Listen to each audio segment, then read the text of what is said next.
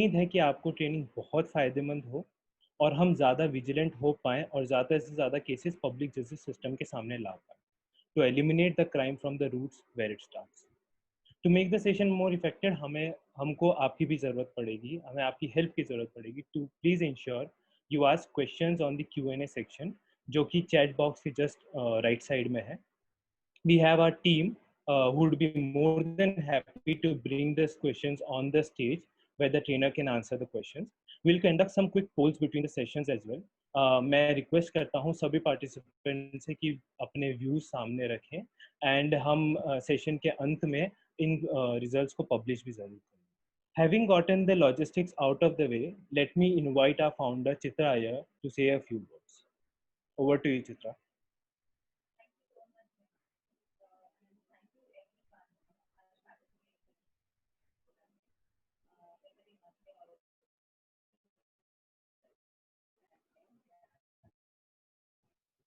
आपकी आवाज नहीं.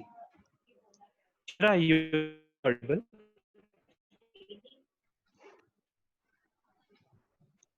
Okay. Thank you so much Himanshu introduction के लिए. मेरा नाम चित्रा है और मैं स्पेस टू ग्रो की फाउंडर हूँ.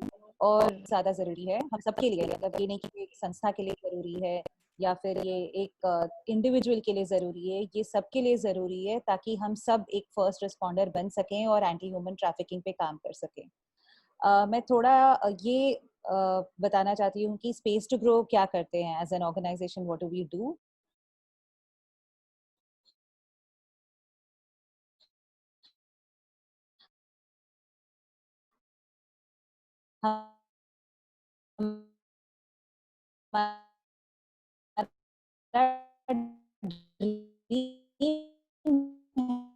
है कि you know individuals, stakeholders like social impact investors, donors, impact startups, by co-creating models that have lasting impact in the sector. This training is just the beginning of our endeavors towards this. हमने level 0 की training करी थी जुलाई and में, जो कि basics of understanding of human trafficking था. और आज की जो ट्रेनिंग है वो है हम इस क्राइम को कैसे आइडेंटिफाई कर सकते हैं और क्या क्या एलिमेंट्स हैं इस क्राइम में. हम इस प्रकार से और 2 ट्रेनिंग सेशन करेंगे इसके बाद, जिससे कि 4 ट्रेनिंग्स कंप्लीट होने पर एनी इंडिविजुअल जिसने ये ट्रेनिंग्स अटेंड करी है वो एक फर्स्ट रिस्पॉन्डर बन सकता है या बन सकती है बेस्ड ऑन द नॉलेज जो इस ट्रेनिंग से इम्पार्ट होता है. So thank you so much. Let's join and fight this crime as first responders. Thank you so much for taking our time. Thanks a lot, Chitra, for such a detailed description. Let me introduce our panelists for the today's session. First of all, I'd like to introduce our keynote speaker, Mr. Nilesh Singh. It's a privilege to have you amongst us today, sir. Nilesh has over 20 years of experience in this sector and has worked on various issues like watershed development, microfinancing, organizational development, jobs and skills, and agriculture development, etc. He has played a leading role in establishing the Society Audit Unit for the government of Rajasthan. For the past 7 years, he has been a part of the Jharkhand State Livelihood Promotion Society in various capacities. As a program manager for the social development part, he has been leading on the issues of gender integration, vulnerability reduction, witch hunting prevention, anti-human trafficking, PVTG development, and elderly inclusion across the state of Jharkhand. A warm welcome to you, sir, and we are very honored to have you as with today. Over to you, sir. Thank you Himanshu. आप लोग सभी का स्वागत है और मैं देख रहा हूँ झारखंड से भी कई लोग जुड़े हैं हमारे साथ. तो सभी पैनलिस्ट का और हमारे झारखंड के जो प्रतिभागी हैं उन सबका स्वागत है आज के इस सत्र पे. मैं अपना प्रेजेंटेशन शुरू करता हूँ.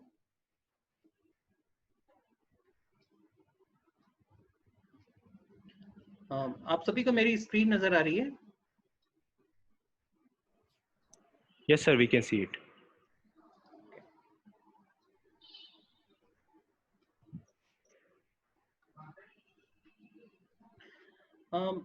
मैं मानव तस्करी उन्मूलन में जो JSLPS का जो काम रहा है, JSLPS जो है वो state rural livelihood promotion society, ये NRLM का एक मतलब स्टेट लेवल का एक ऑर्गेनाइजेशन है जो NRLM के काम को यहाँ क्रियान्वित करती है। तो ये जो रूरल डेवलपमेंट डिपार्टमेंट है झारखंड सरकार का, उसके तहत इस सोसाइटी का गठन हुआ था। तो अगर वैसे तो मानव तस्करी के ऊपर पिछली बार भी आप लोग ने सुना ही था, तो वैसे अगर ये देखा जाए तो एक जो परिभाषा जो दी गई है मानव तस्करी को लेकर संयुक्त राष्ट्र की जो परिभाषा है वो है कि किसी भी व्यक्ति को अगर डरा कर बलपूर्वक या अन्य तरीके से उनको अगर एक स्थान से दूसरे तरफ लेके जाते हैं या बंधक बना के रखते हैं या कोई अन्य प्रकार के कृत्य उनसे करवाते हैं, अलग तरह के काम करवाते हैं, बाई जैसे अगर बलात् उनसे श्रम कुछ करवाया या यौन शोषण के काम करवाया, तो उसको मानव तस्करी के कैटेगरी में रखा जाता है, किसी डी में रखा जाता है। झारखंड में वैसे कोई एक आंकड़ा देना थोड़ा एक मुश्किल है कि क्योंकि मानव तस्करी की जो परिभाषा है उसमें कई सारी चीजें ऐसी आ जाती हैं जिसके आंकड़े इकट्ठे करना थोड़ा मुश्किल है। जैसे बाल श्रम हो गया या बाल विवाह हो गया या शोषण हो गया, ये तमाम जो इश्यूज हैं वो ये तमाम मुद्दे जो हैं वो इतने ज्यादा संवेदनशील मुद्दे हैं कि इस पे आप सीधा सीधा बात करना लोगों के साथ थोड़ा मुश्किल होता है। आपको एक जब तक आप एक इन्वायरमेंट बना के या उनके साथ जो है आपका भरोसा जीत कर अगर आप बात नहीं करें तो वो शायद इस तमाम मुद्दों के ऊपर आप बात नहीं कर पाएंगे।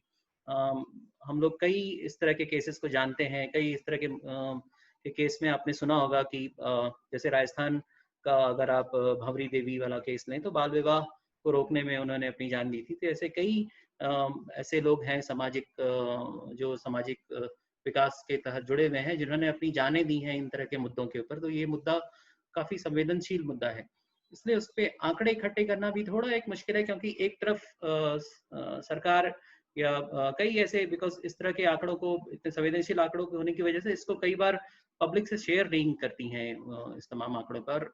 एक बार एक तरह का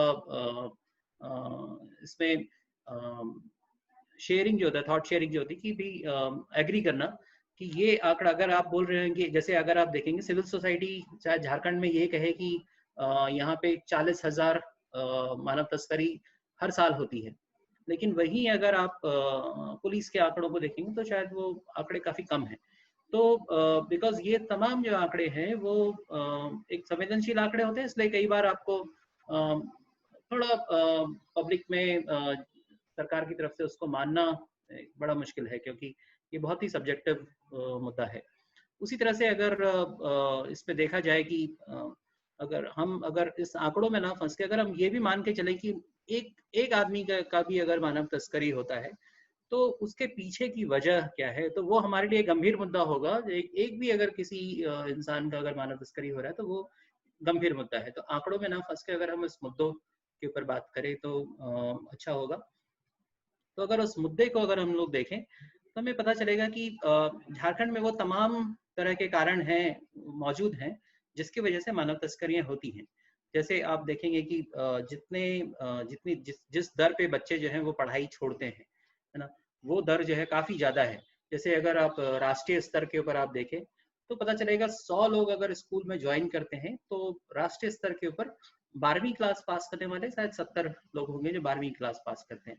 लेकिन यही आंकड़ा जो है उलट हो जाता है जब आप झारखंड की बात करते हैं कि 100 लोग अगर ज्वाइन करते हैं तो मात्र 30 लोग जो है वो 12वीं क्लास यहाँ पे पास करते हैं। यहाँ पे बेरोजगारी दर जो है वो बहुत ज्यादा है।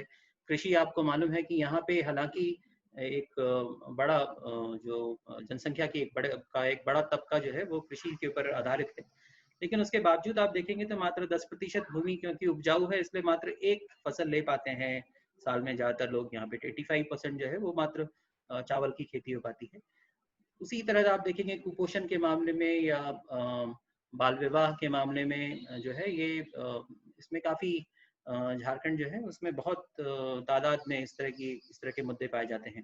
तो ये तमाम जो मुद्दे हैं जो जैसे स्कूल की पढ़ाई बीच में छोड़ना या बेरोजगारी या खराब कृषि लाइवलीहुड का नहीं होना, बाल विवाह का मौजूद होना, बाल मजदूरी का होना, ये तमाम बताता है कि यहाँ पे मानव तस्करी की तादाद जो है वो बहुत ज्यादा होगी। लेकिन फिर भी जो आंकड़े जो फॉर्मली जो दिए गए हैं, जो एनसीआरबी देता है, उसके हिसाब से अगर हम बात करें तो आपको ये पता लगेगा कि 2017 का जो अभी रिकॉर्ड जो अभी अवेलेबल है फिलहाल, जो सामने मिला, उसमें आपको पता चलेगा कि 433 जो है वो पूरे मामले सामने आए थे 2017 में एनसीआरबी के हिसाब से, इसमें कि 392 जो है वो महिलाएं थी। और ये तमाम जो आंकड़ा है, ये देखेंगे आप बाकी स्टेट से थोड़ा सा उलट है। मतलब जैसे हम देखेंगे बिहार का या दिल्ली का या राजस्थान के केसेस में आप देखेंगे तो वहाँ पे पुरुषों की तस्करी ज़्यादा होती है, लेकिन यहाँ पे आप पाएंगे कि महिलाओं की तस्करी, महिलाओं में भी लड़कियों की तस्करी यहाँ पे ज़्यादा होती है। आप देखेंगे 18 साल से नीचे की कुल लड़कियां जिनका केसेस दर्ज है वो 72% है ना।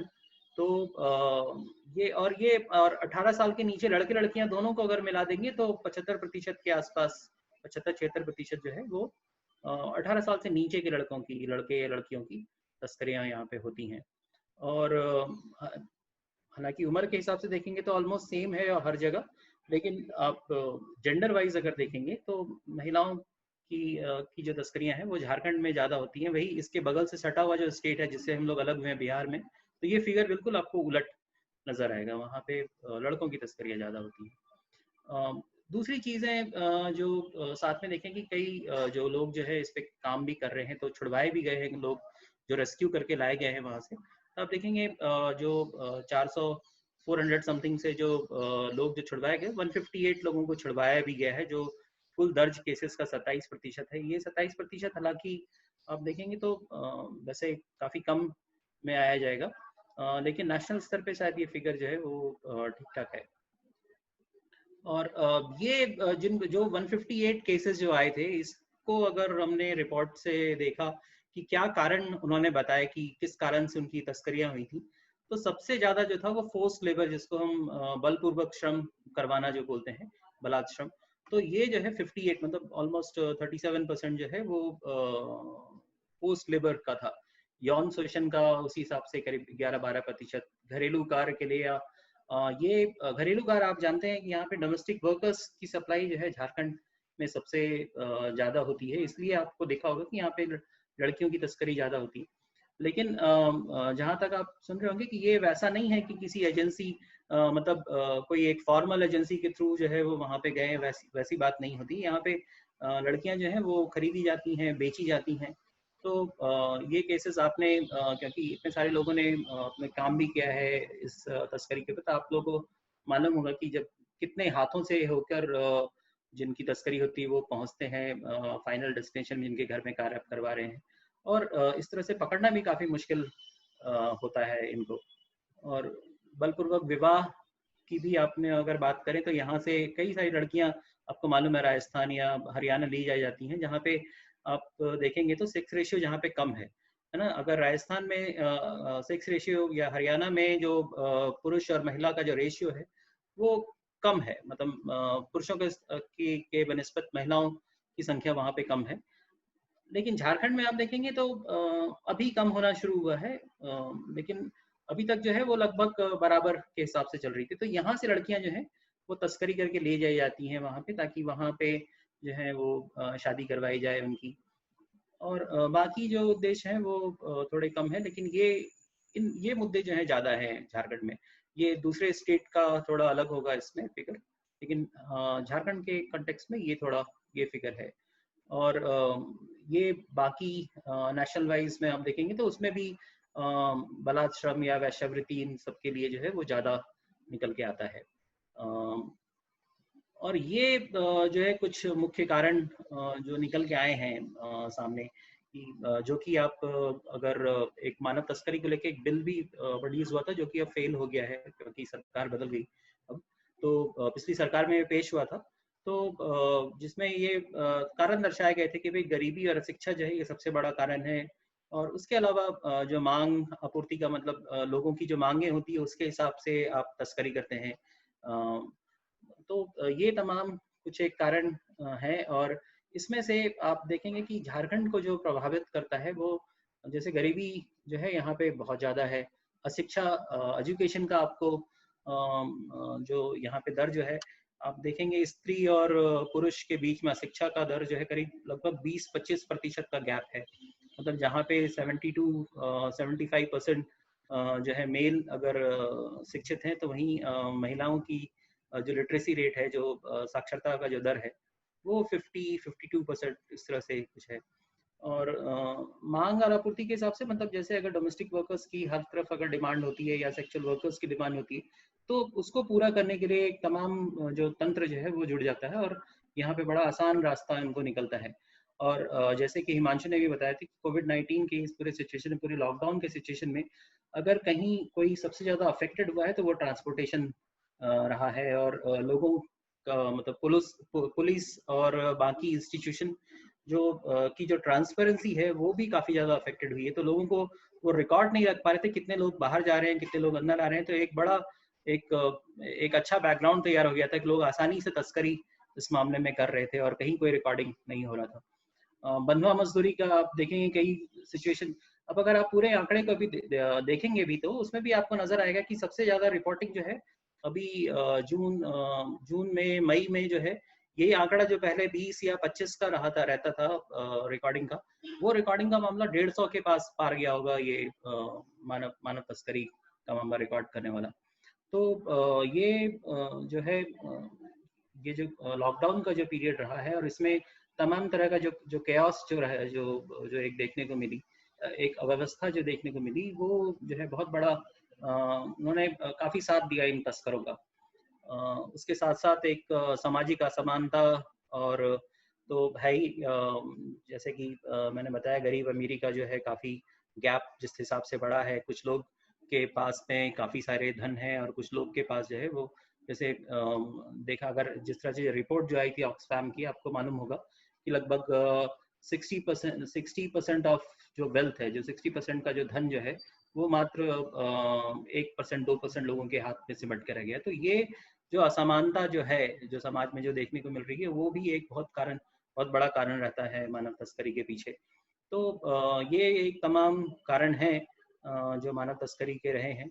और इसके हिसाब से अगर हमें एनआरएलएम के तहत अगर हमको देखने को मिले कि हम लोग किस तरह की एक रणनीति करके आ रहे हैं, तो एक जो सबसे पहले जो हम लोग ने जब शुरुआत में काम किया था, आपको यहाँ रनिया कह के एक ब्लॉक है खूंटी में, तो वहाँ पे जब सबसे पहले हम लोग ने एक पब्लिक हियरिंग की थी और 20-25 गांव में कैंपेनिंग की थी, और उसमें से जितने भी केसेस निकल के आए थे, 22 केस निकल के कुछ आए थे मानव तस्करी के, उनकी एक हियरिंग जब हम लोग ने की थी ब्लॉक लेवल पे, पुलिस के साथ और डीएलएसए के साथ, और जो district women and child welfare department है, इन लोगों के साथ बैठ के, तो रिपोर्टिंग में ये एक तो समझ में आया था कि जो गुमशुदा लोगों की जो रिपोर्ट जो निकल के आई थी, या जिन लोगों के बारे में पता चला था, वो सारे केसेस जो थे वो 5 साल से लेके 15 साल 20 साल पुराने केसेस थे। तो उसके बाद अब पुलिस भी जो है वो थोड़ा असहाय महसूस करती है। अगर आप 15 साल 20 साल के बाद अगर किसी केस की रिपोर्टिंग करते हैं, तो वो अब अगर वो बचपन में उसकी तस्करी हुई होगी, और अभी अगर आप बात कर रहे हैं, तो ना तो फोटो रहती है, ना कोई जानकारी रहती है, ना कुछ पता रहता है। तो हमारा सबसे पहला उद्देश्य एनआरएलएम के तहत ये है कि इस रिपोर्टिंग पीरियड को हम कैसे कम करवाएं। जैसे कि अभी कोलेबिरा में अगर हम लोग ने काम करना शुरू किया, जहाँ पे हमारे पुलिस के साथ काफी अच्छे संबंध हमारे बीआरपीज के बन के बैठे हैं, तो जिस दिन वो घटना घट रही है उसी दिन रिपोर्टिंग करने से सफलता का दर जो है वो काफी हाई होता है। उसी हिसाब से पुलिस के साथ इसलिए आपको बहुत अच्छे संबंध रखने की जरूरत होगी। पुलिस का भरोसा भी साथ में रहना चाहिए, साथ में समुदाय का भी भरोसा भी रहना चाहिए। मतलब अगर समुदाय से, बिकॉज ये एक संवेदनशील मुद्दा है, अगर आपको कहीं इधर उधर से अगर मालूम चला कि किसी के घर की लड़कियां गायब हैं या लड़के गायब हैं, तो वो आपके सामने उस केसेस को आपसे शेयर नहीं करेगा अगर आपका भरोसा उस पर नहीं हो। तो सबसे पहले तो उनका भरोसा हासिल करने की जरूरत है। तो आपको एक अच्छा वहाँ पे शायद लग के काम करना पड़ेगा, अपनी रैपो बनानी पड़ेगी, और पुलिस के साथ एक अच्छी रैपो बनानी पड़ेगी, और फिर एक नेटवर्क तैयार करने की बात है जो हम लोग एनआरएलएम के तहत करते हैं, कि पुलिस के साथ, डीएलएसए के साथ, पंचायत के साथ और जिला प्रशासन के साथ हम लोग जो है जुड़ के काम करते हैं, क्योंकि एक किसी को छुड़वाने में या किसी की रिपोर्टिंग करने में इनका बहुत बड़ा रोल रहता है। तो हमारा काम जो होता है वो प्रिवेंशन की तरफ है, और जैसे ही रिपोर्टिंग पता चलती है कि कहीं कोई गायब है, किसी की तस्करी होने वाली है, या होने वाली है या हो गई है या हो रही है, तो इस तमाम तीनों काल में जो है हम लोग तुरंत पुलिस को रिपोर्ट करते हैं इसमें। तो ये एक हमारा एक काम रहा है। दूसरा जो है कि थोड़ी प्रिवेंशन की तरफ और भी अगर ध्यान दें तो आपको पता चल जाएगा कि किन परिवारों में मानव तस्करी होने की चांसेस जो है वो बहुत ज़्यादा है। तो वैसे परिवारों को चिन्हित करना, असुरक्षित परिवारों को चिन्हित करने का काम जो है, जैसे कि अभी हम लोग ने पिछले साल करीब 1 लाख परिवारों का सर्वे किया था, जिसमें कि लगभग 64,000 परिवार जो है वह असुरक्षित परिवार में निकल के आए थे। जो 25 क्राइटेरिया हम लोग ने सिलेक्ट किया था, उसमें से 64,000 परिवार जो थे, लग रहा था कहीं ना कहीं इनके यहाँ से या तो मानव तस्करी हुई होगी या होने वाली होगी, है ना, या हो सकती है कभी भी, बिकॉज अलग अलग तरह से ये लोग असुरक्षित थे। कहीं पे शराब का सेवन बहुत ज़्यादा हो रहा था, जितनी आय नहीं है उससे ज़्यादा शराब पी रहे थे, कहीं सिंगल वुमेन थी, कहीं ऑर्फनेज बच्चे थे, तो कहीं जो है वल्नरेबल मैरिज मतलब रिलेशनशिप थी उनकी। तो इन तमाम परिवारों को चिन्हित करके आपको विशेष योजना के तहत इनके साथ काम करना पड़ेगा। एनआरएलएम उनको एसएचजी का हिस्सा बना के, और कैसे आप उनको आर्थिक मदद देंगे, सामाजिक सुरक्षा प्रदान करेंगे, तो इसके ऊपर फोकस करना जो है वो हमारा काम रहेगा। तीसरा, आपको मालूम है कि हम लोग ने करीब 600-700 गांव में यहाँ पे एक असुरक्षित पलायन को लेकर एक माइग्रेशन ट्रैकिंग रजिस्टर को इंट्रोड्यूस किया है, जहाँ जो भी लोग बाहर जाते हैं तो उनको यहाँ पे रजिस्टर हम लोग करते हैं, जिसका कि काफ़ी यूज़ अभी कोविड-19 के पीरियड में हुआ, जब हम लोग देख रहे थे कि कितने लोग यहाँ पे माइग्रेंट हैं जो बाहर गए हैं परिवार के। तो ये रजिस्टर भी काफ़ी मदद किया था हमारे जिला प्रशासन को और हमारे प्रखंड प्रशासन को। तो ये एक अच्छा जरिया है। प्लस इस बार जो हम लोग ने कॉल सेंटर की जो व्यवस्था की थी इस कोविड-19 के पीरियड में, तो काफ़ी सारे फ़ोन्स यहाँ पे आए थे। करीब 10 लाख परिवारों को हम लोग को पता चला था जो कि पलायन करके बाहर गए हैं। वैसे परिवार नॉर्मली जो है, हम लोग को लगता था कि सबसे ज़्यादा शायद जो आदिवासी क्षेत्र है वहाँ से लोग पलायन ज़्यादा करते हैं, लेकिन इस बार के फिगर्स देख के लगे कि जो नॉन शेड्यूल एरिया है वहाँ से बहुत ज़्यादा लोग, मतलब आप पूरे के पूरे आदिवासी क्षेत्र को मिला दें और 1-2 जिले जो नॉन शेड्यूल हैं उनको मिला दें तो उनका आंकड़ा लगभग बराबर हो जाएगा। अकेले गिरिडीह से करीब 2.5 लाख 3 लाख लोगों ने पलायन किया था, जबकि ये तमाम आंकड़ा पूरा छोटा नागपुर को मिला के वो आंकड़ा था। तो असुरक्षित पलायन को दर्ज करना जो है वो बहुत ही इम्पोर्टेंट है, और यहाँ पे लोगों को बताना पड़ेगा। तो हम लोग ने जो इस बार जो हम लोग व्यवस्था करने वाले हैं, इससे तमाम जो चीज़ों से जो हमने सीखा है कि हम लोग कैसे असुरक्षित पलायन को कैसे हम लोग रोकें, कैसे सुरक्षित पलायन की तरफ हम लोग मूव करें। पलायन को नहीं रोकना है, लेकिन असुरक्षित पलायन को हम लोग कैसे रोकें, तो हम लोग उसकी तरफ आगे बढ़ रहे हैं। आपको ध्यान है कि ग्राम स्तर पे यहाँ पे एक बाल सुरक्षा समिति का गठन हुआ है, और करीब पूरे झारखंड में, जहाँ 32,000 गाँव में करीब 26,000 बाल सुरक्षा समिति का गठन जो है महिला एवं बाल विकास विभाग ने किया है। लेकिन इनकी ट्रेनिंग जो है वो कहीं ना कहीं पीछे रह गई है, और इसमें हमारे एनआरएलएम के तहत जो ग्राम संगठन का जो निर्माण हुआ है, उनका भी रोल, उनकी काफ़ी भूमिका रहनी चाहिए, जो कि अभी नहीं है। तो एक लेटर हालांकि जारी हुआ है जिसमें कि हम लोग जो ग्राम संगठन के सदस्य हैं वो इसके भी सदस्य बनेंगे। तो हम लोग वीएलसीपीसी को ट्रेनिंग्स देकर और उसको नियमित रूप से इसकी बैठक करवाने के ऊपर हम लोग जो है ध्यान देने की बात कर रहे हैं।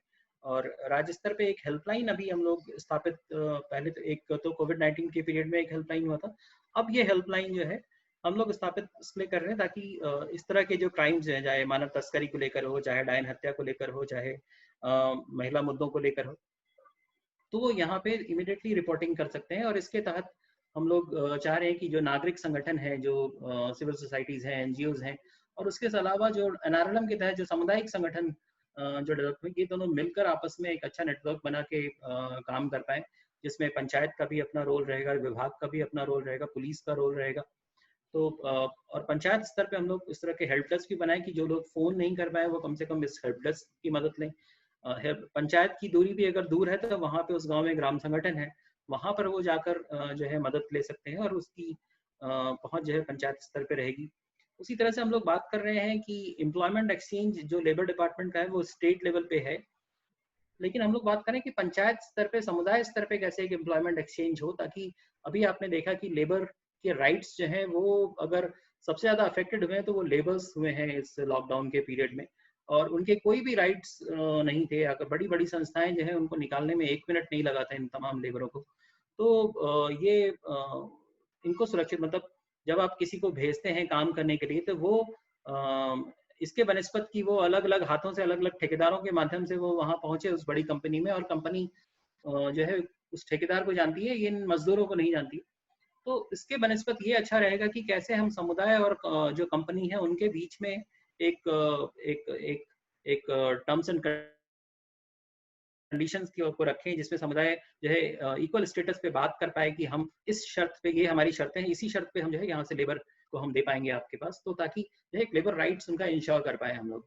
तो वो उसके ऊपर बात चल रही है, और आई थिंक लेबर डिपार्टमेंट से के साथ और ILO के साथ मिलकर हम लोग अलग अलग स्टेट में भी, जैसे जो बड़ी सिटीज है जहाँ पे ज़्यादा लेबर्स जाते हैं, जैसे मुंबई हो गया, दिल्ली हो गया, Delhi NCR and plus Gujarat, Surat जैसी जगह हो गई, तो वहाँ पे हम लोग एक माइग्रेशन रिसोर्स सेंटर भी वहाँ पे स्थापित कर पाए।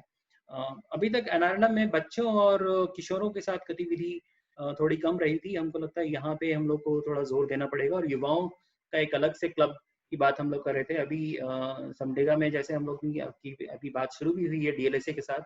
तो DLSA का जैसे एक मैंडेट है, जो डिस्ट्रिक्ट लीगल सर्विस अथॉरिटी है, उनका एक मैंडेट है जिसको डालसा बोलते हैं। उनका एक मैंडेट है कि भाई वो हर एक जो स्कूल में और कॉलेजेस में वो लीगल क्लब्स बनाएंगे। तो उन क्लब्स के माध्यम से हम लोग युवाओं को और अपने ग्राम संगठनों को साथ में जोड़ने का काम कर रहे हैं, कि कैसे वो स्कूल, वो कॉलेज जो है हमारे सामुदायिक संगठन जनआलम के बने, उनके साथ मिलके काम करे। वो जो जितने भी लीगल वॉलंटियर्स जो हैं, जो डालसा बनाता है या ट्रेनिंग देते हैं, उसमें कैसे हमारे महिलाओं को जोड़ के उनको ट्रेनिंग देके उनको जो है लीगल वॉलंटियर्स के रूप में वो खड़ा करें। तो ये तमाम गतिविधियां जो है हम लोग अभी कोशिश कर रहे हैं साथ में करने की। और इसके अलावा जो पुलिस डिपार्टमेंट है, उन्होंने भी अलग अलग तरह के ऑपरेशन शुरू किए हैं। जैसे एक ऑपरेशन निर्भीक है, जिसको हम तुम के नाम से यहाँ पे जाना जाता है। वो CID, झारखंड की जो CID है, उन्होंने इसको शुरू किया है, जिसमें कि स्कूल जाने वाली जितनी लड़कियां हैं, उनके माता पिता और शिक्षकों को के बीच में जो ट्रेंड जो कांस्टेबल, जो महिला पुलिस अधिकारी और जो कांस्टेबल है, ये लोग जाकर इन लोगों को शिक्षा देने का काम करते हैं। इनको बताते हैं मानव तस्करी के बारे में अलग अलग माध्यम से, जैसे फिल्म दिखाकर या ब्रोशर बांटकर, ये कानूनी प्रावधानों के बारे में बताते हैं। और तमाम तरह की जो हेल्प एजेंसियां जो हैं, जिनसे कि मदद मिल सकती है, उनकी भी सूचनाएं, उनकी सूचियां जो हैं वो उपलब्ध करवाते हैं। अभी तक 15,000 लोगों को इन्होंने ट्रेन किया है इसमें ऑलरेडी। उसके अलावा एक शक्ति ऐप कर है, जो झारखंड पुलिस की एक पहल है, कि आपके एंड्रॉयड में एक शक्ति ऐप रहेगा, और वो आपके उसमें आप जो है अपने रिश्तेदारों, 3 रिश्तेदारों का नंबर आप अपलोड कर सकते हैं, साथ में पुलिस का भी नंबर वहाँ पे रहेगा। तो आपको बस हेल्प बटन को दबाना है किसी भी असुरक्षा के मामले में, और ये संदेश आपके रिश्तेदारों को और आपके जो पुलिस स्टेशन है वहाँ पे पहुँच जाएगा। तो ये एक शक्ति ऐप है। इसके अलावा आप देखेंगे खोया पाया एक जो है ऐप एक ऑलरेडी है, जो महिला एवं बाल विकास मंत्रालय के साइट पर आपको मिलेगा, और आप इसको एंड्रॉयड में भी, आप अपने एंड्रॉयड फ़ोन है तो वहाँ पे भी ऐप बना सकते हैं। तो जिसमें कि अगर आपको कोई बच्चा दिखता है, या अगर आप कोई बच्चा आपको मालूम है कि वो उसकी तस्करी हुई है, या वो गायब है, गुमशुदा है, उसकी रिपोर्टिंग आप तुरंत कर सकते हैं। तो और इसके अलावा चाइल्ड लाइन है, पुलिस हेल्पलाइन है। तो ये तमाम आपकी व्यवस्था की गई है कि कैसे आप किसी भी घटना की सूचना जो है वो तुरंत दे पाए। आप 5 साल, 15 साल, 20 साल का इंतजार ना करें, बल्कि तुरंत आप दे पाए उसको। Thank you.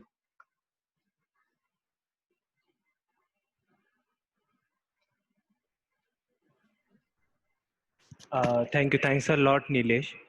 It was a very enlightening and a detailed presentation. या आपने जो एरियाज कवर किए, जैसे शिक्षा का किस तरह से अभाव है, गरीबी किस तरह से इम्पैक्ट करती है मानव तस्करी की तरफ, और हमको आर्थिक मदद और सामाजिक सुरक्षा के ऊपर किस तरह से जोर करना चाहिए, हम सबको एज अ फर्स्ट रिस्पॉन्डर बनने के लिए काफ़ी मदद करेगा. So thanks a lot Nilesh for such an enlightening presentation. Before me introducing to the training panel, I would like to give you an update on the session. So we are live on the Facebook as well. The link for the Facebook would be there in the description. So our first trainer is a survivor of a human trafficking, and along with that, just one thing, please feel free to use the Q&A section which is on the bottom right over there for all the questions which you have. And our first trainer is a survivor of a human trafficking, Megha. Megha will be training us on how to spot a trafficker.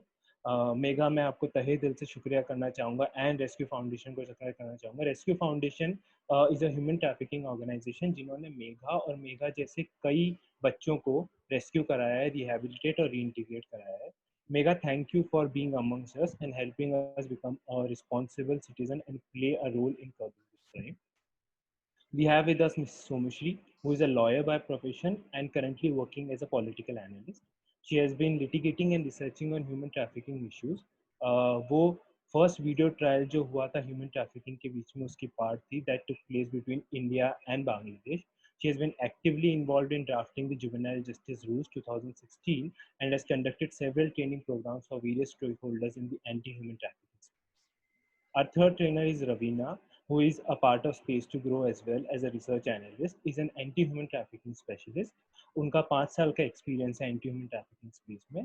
She has worked in the field of operations to rescue, rehabilitate and repatriate survivors of human trafficking with strategic execution and implementation. She has worked with vulnerable communities by providing them crisis intervention through government engagement, agency partnership, training and others. A warm welcome to all three of you. Over to you, Chitra, for our first interaction with me.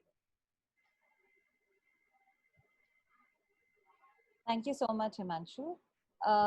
हमने मेघा से बात करी है और मेघा ने consent दिया है कि वो वीडियो पे आना चाहती हैं, तो मेघा आप अपना वीडियो ऑन कर सकते हो. मैम मेरा वीडियो ऑन नहीं हो रहा है. एक मिनट, हम अपनी तरफ से एक बार ट्राई करते हैं, शायद कुछ प्रॉब्लम हो. एक second.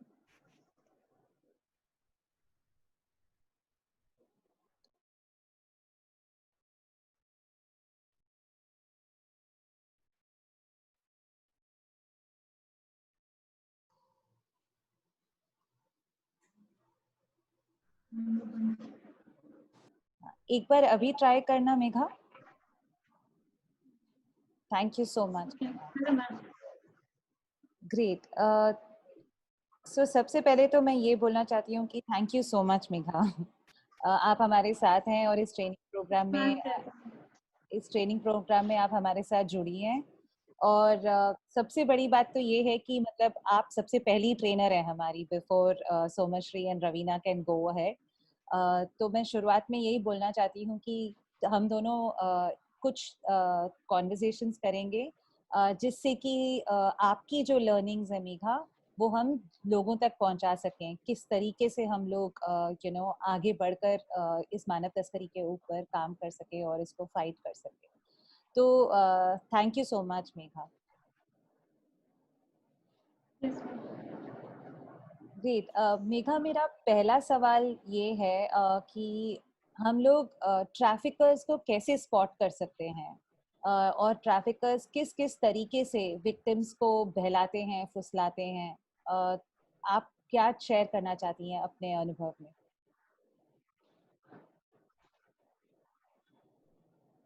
Ji hello all, I am Megha. So मैं यहाँ पर रेस्क्यू फाउंडेशन में 4 साल से ज्वाइंट हूँ, जुड़ी हुई हूँ. और इस बीच में मैंने काफ़ी लड़कियों के साथ में पढ़ाई की हूँ और उनसे बातचीत हुई हमारी काफ़ी क्लोजली, और मैं जान पाई उनको, समझ पाई उनको. ऐसा हम सोचते हैं कि नहीं हमारी सिर्फ प्रॉब्लम बड़ी है, लेकिन एक्चुअल ऐसा नहीं है. मतलब हमसे भी बहुत सारी ऐसी लड़कियां जो प्रॉब्लम्स फेस कर रही होती है. तो मैं फिलहाल आज के दिन के लिए मैं अपने एक्सपीरियंस अपने बारे में बताऊंगी, अपनी लाइफ के बारे में. उसके साथ साथ मैं टोटली रेस्क्यू फाउंडेशन की जो सारी लड़कियों है उनको भी रिप्रेजेंट करना चाहूंगी और उनके बारे में भी बताना चाहूंगी, क्योंकि और मैं उनका नाम तो नहीं बताऊंगी, बट उनके बारे में, उनकी लाइफ के बारे में, उनके पास्ट के बारे में उनके आपके साथ शेयर करना चाहूंगी. और सबसे पहले मैं अपने से स्टार्ट करती हूँ. मैं मेरी मतलब हम ऐसा मीडियम फैमिली से थे और मेरी मम्मी भी ट्रैफिकिंग के केस में मतलब एक ये थी. पहले उनका पास्ट भी अच्छा नहीं था, तो उस ट्रैफिकिंग सर्वाइवर थी. सो उन्होंने लाइक फिर उन्होंने मेरे पापा से मिले और लव मैटर हुआ, फिर उसके बाद उन्होंने शादी कर लिया, सब कुछ छोड़ दिए उन्होंने। फिर मैं हुई, मेरी बहन, मेरी भाई, हम एक बहन और दो भाई, दो बहनें हैं और एक भाई मेरा। तो जब हम बड़ी हुए, फिर कुछ जो पापा की तबीयत खराब हुई, कुछ कर्जे हुए घर पे, और उस वजह से ऐसा हुआ कि मम्मी पे प्रेशराइजिंग आने लगा। और कुछ लोग तो मम्मी को कर्जा इसलिए देते थे क्योंकि वो हमें देखते थे कि हाँ, उनकी मम्मी ये काम में थी, तो बेटी भी कर सकती है, बेटी क्यों नहीं कर सकती है। और अगर हमें भरोसा है कि अगर हम इसे कर्जा देते हैं तो हमें डेफिनेटली इसकी बेटी से वसूल कर सकते हैं। इनके दो दो खूबसूरत बेटियां हैं, तो ऑब्वियसली वो मतलब अगर वो नहीं देंगी तो हम उनके बेटियों से वसूल कर लेंगे। इस तरह से जो मतलब जो पैसे सब कर्जे वाले जो है वो ज्यादा से पैसे देने लगे कि जब भी मम्मी बोलती थी मुझे जरूरत है, तो हर कोई एग्री करता था कि ठीक है, ले लो, जितना चाहिए उतना ले लो, टेंशन मत लो, ऐसा वैसा बोल के बोले। फिर कर्जा बढ़ते गया, पापा की डेथ हो गई। फिर वही जो जिन्होंने कर्जे वाले थे वो मम्मी पे प्रेशराइजिंग डालने लगे कि अभी हमें हमारा पैसे चाहिए, अगर नहीं है तुम्हारे पास ऑप्शन है कि तुम अपनी बड़ी बेटी को काम पे लगाओ बोल के। फिर उस हिसाब से फिर हमने लाइक हमारे पास कोई ऑप्शन नहीं था। फिर जैसे मम्मी के ऊपर प्रेशराइजिंग देखी मैंने, और मेरे पास ऑप्शन नहीं था क्योंकि मम्मी भी जॉब नहीं करती थी, घर पे कोई संभालने वाला बड़ा नहीं था, मेरे भाई मेरे से छोटा है, वो हॉस्टल में पढ़ाई करते थे, बहन भी हॉस्टल में थी। तो ये सब सिचुएशन को देखते हुए मैं एग्री कर ली, सब के जो भी है मैं वो जो हालात से समझौता कर ली, और फिर मैं मतलब ये कर रही। और फिर उसके वजह से मुझे कहीं ना कहीं समाज की तरफ से प्रेशराइजिंग था कि ठीक है, तेरी मम्मी वो थी तो तुझे भी वही काम करना पड़ेगा। और उसके बाद में कुछ सालों में फिर मैंने रेस्क्यू फाउंडेशन में आई, और फिर मुझे बहुत सारे सब और मेरे पास में कैसे मुझे बहुत सारी लड़कियों से मिली, उनके भी मैंने सिचुएशन देखे कैसे होते हैं कि एक जैसे राजस्थान की लड़कियां, वो उनका कैसा फैमिली बिजनेस होता है कि उनको उनके अगर लड़की को किसी लड़कियों से उनके साथ में रहते, मैंने खुद एक्सपीरियंस, ऐसा नहीं कि मैं इससे किसी से पूछ के बता रही हूँ, मैंने खुद उनसे इन्वॉल्व हुई हूँ, मैं उनसे खुद बातचीत की हूँ, और वो फ्रेंड थे तो उन्हें हमें पता चलता है कि बातचीत में या फिर उनके साथ रह के हमें सब पता चलता है। राजस्थान में उनके उन्हें उनका ऐसा था कि अगर लड़की शादी करती है लड़कों वालों को लड़कियों को देना पड़ता था, और अगर फिर लड़कियां अगर ऐसा उनका ऐसा लड़कियां पैदा होती तो खुशियां बनाते थे, लड़का पैदा होता था लोग अपसेट हो जाते हैं क्योंकि उनके इसमें लड़कियां पैसे लेके आती है, इसलिए तो उनके फैमिली बिजनेस था। फिर अगर किसी लड़की को कुछ महीनों के लिए कुछ सालों के लिए 2-3 सालों के लिए बेच दिया जाता था, उनके फैमिली वाले भी ही उन पे इन्वॉल्व होते थे कि उनको बेच दिया जाता था। फिर उसके बाद में अगर वो आधे से छोड़ के चले जाती है, भग जाती है, या फिर उनका कर्जा नहीं छुड़ा पाती है, तो उसके घर पे अगर दूसरी बेटी होगी उनको उस काम पे लगाया जाता था। अगर वो नहीं है तो फिर उनको पूरे पैसे रिटर्न देना, उनके फैमिली वाले को किसी भी हालत में पूरा पैसे रिटर्न देना। और उनकी जो पंचायत है बहुत बड़ी, मतलब ये दुख की बात है कि जो पंचायत है वो भी उसमें शामिल होते थे, उनको सपोर्ट करते थे कि अगर कोई लड़की आधे से बिना पैसे चुकाए भग जाती है तो पंचायत फैमिली वाले को ब्लेम करती थी कि तुम्हारी लड़की गई है, तुमको भर के देना पड़ेगा। ये एक बहुत बुरी बात है, मुझे अच्छी नहीं लगी कि पूरे गांव, पूरी जो पंचायत है उसमें शामिल है बोल के। फिर एक लड़की और भी है जो कि बांग्लादेश की है, कोलकाता की है, सॉरी कोलकाता की है। उसने उसको भी उसके 2 बच्चे हैं और घर की परिस्थिति ठीक नहीं होने की वजह से उसने उसको किसी ने प्यार में उसको फंसा के उसको बोला कि हाँ ठीक है, तुम मेरे साथ, हम अलग अपनी लाइफ अच्छी बनाएंगे और मैं तुम्हें अच्छा जॉब भी दूंगा वहां पर, ऐसा ऐसा बोल के लेके आए। और यहाँ लाने के बाद में क्योंकि बहुत मासूम और बहुत मतलब कम उम्र में ही आ रहे तो उसको पालना था बोल के वो अपने मतलब आ गई महाराष्ट्र में। फिर उसको कुछ नहीं समझा और वो फंस गई यहाँ पर क्योंकि उसको जाने का, रिटर्न जाने का रास्ता नहीं पता था। और हमारे इधर एक नेपाल की भी लड़की है तो सेम सिचुएशन उसके साथ हुआ कि उसको पार्लर में जॉब दिलाएंगे बोल के महाराष्ट्र में लेके आए। और उसके बाद में उसको नासिक में लाने के बाद में उसको ऑप्शन रखा गया कि नहीं, हमारे पास पार्लर का कुछ नहीं है, आपको यही काम करना पड़ेगा। तो तो मेघा, अभी उसके पास ऑप्शन है क्योंकि उसके पास वापस आने का कुछ नहीं पता था। Yes ma'am. नहीं तो तो उसको रिटर्न जाने का कुछ ऑप्शन नहीं था, तो जी। नहीं, मैं बस वो समराइज कर रही थी कि आपने जो जो बताया, जो क्वेश्चन था कि मतलब कैसे स्पॉट करते हैं ट्रैफिकर को, आपने जो डिफरेंट डिफरेंट अपना अनुभव और दूसरी लड़कियों का जो अनुभव बताया है, उसमें से बहुत क्लियरली नजर आता है कि ट्रैफिकर्स जो हैं वो जो लोगों की मजबूरी है उसको देखते हैं और उसको देखते रहते हैं और फिर उसको टारगेट करते हैं। जिस तरीके से आपने बताया कि जिनको कर्जा चाहिए उनको कर्जा दे देते हैं, या फिर जिनको पैसा चाहिए उनको जॉब्स के नाम पे बहलाते हैं, फुसलाते हैं, या फिर जो लड़कियों के शायद घर में प्रॉब्लम हो या फिर बाहर प्रॉब्लम हो उनको प्यार के नाम पे फुसला के उनको लेके जाते हैं।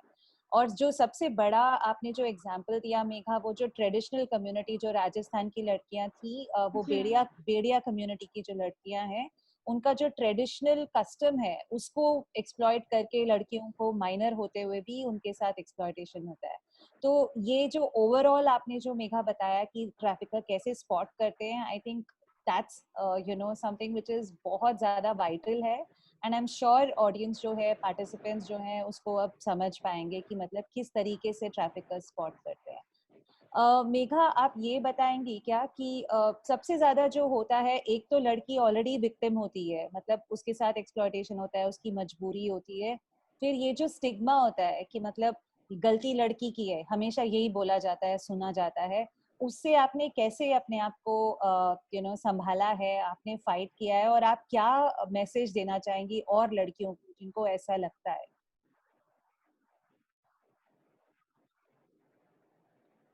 तो मैं बाकी लड़कियों को ये मैसेज देना चाहूंगी कि जैसे हमें बोला बचपन ही से हमें बताया जाता है कि तुम लड़की हो, कमजोर हो, तुम कुछ नहीं कर सकते हैं, ये तुम्हें घर के अंदर रहना चाहिए, तुम्हें बाहर नहीं जाना चाहिए, बाहर की दुनिया तुम्हारे लिए सेफ्टी नहीं है।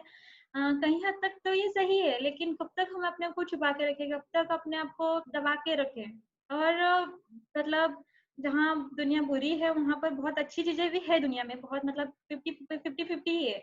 तो मैं स्पेशली सब लड़कियों को प्लस सबको, सभी लड़कियों के लिए स्पेशली मैं मैसेज देना चाहूंगी, क्योंकि कुछ वक्त पहले ऐसा था कि मैं अगर दो लोगों के सामने में भी अगर मुझे बोलने के लिए बोला जाता था तो मैं नहीं बोल पाती थी। अभी भी थोड़ा थोड़ा है वीकनेस वो वाली, पर समय के साथ वो चेंज करने की कोशिश कर रही हूँ, और कुछ मिस्टेक होता बोलने में तो आई एम सॉरी। तो मैं सब अपनी सारी बहनों से ये बोलना चाहूंगी कि जब तक हम किसी पे भरोसा नहीं करते तब तक हमारा कोई भरोसा नहीं तोड़ता है। तो हम अपना भरोसा को इतना लाइटली ना ले, हम किसी पे तुरंत भरोसा ना करें। और जब तक हम किसी को मतलब मौका नहीं देते अपने सामने, तो हमारे को फायदा उठाने की तो दूर की बात है, वो हमारे पास भी खड़ा नहीं हो सकता। तो सवाल ही नहीं आता, तो हम उसको मौका देते ही क्यों, ऐसा कि हमारा कोई फायदा उठाए। तो और जैसे लड़कियों की दिल बहुत नाजुक होता है, और वो थोड़ी सी प्रॉब्लम्स, थोड़ी सी मतलब घर की थोड़ी परिवारों की परेशानी देखी, थोड़ी पैसों की कमी महसूस हुई, तो सडनली पिघल जाती है कि नहीं, मेरे फैमिली वाले प्रॉब्लम्स में मैं कुछ भी कर सकती हूँ उनके लिए, मैं कुछ मतलब मुझे कुछ भी करना है उनके लिए, पर करना है बस। और जहाँ पर सब बेसिकली लड़के लोगों को इतना नहीं सोचते कि हाँ, पर लड़कियां पहले सोचती है कि नहीं, मेरे परिवार को मैं दुख में नहीं दे सकती, मैं उनके लिए कुछ ना कुछ करूंगी। तो उस वजह से क्या है, ठीक है, वो अच्छी बात है, लड़कियां ऐसा सोचती है कि हमारे घर वालों के लिए, हमें अपनी फैमिली के लिए कुछ करना है, उसमें मैं भी इंक्लूड हूँ। पर अभी मैं सोचती हूँ कि नहीं, कुछ करो, पर कुछ भी मत करो।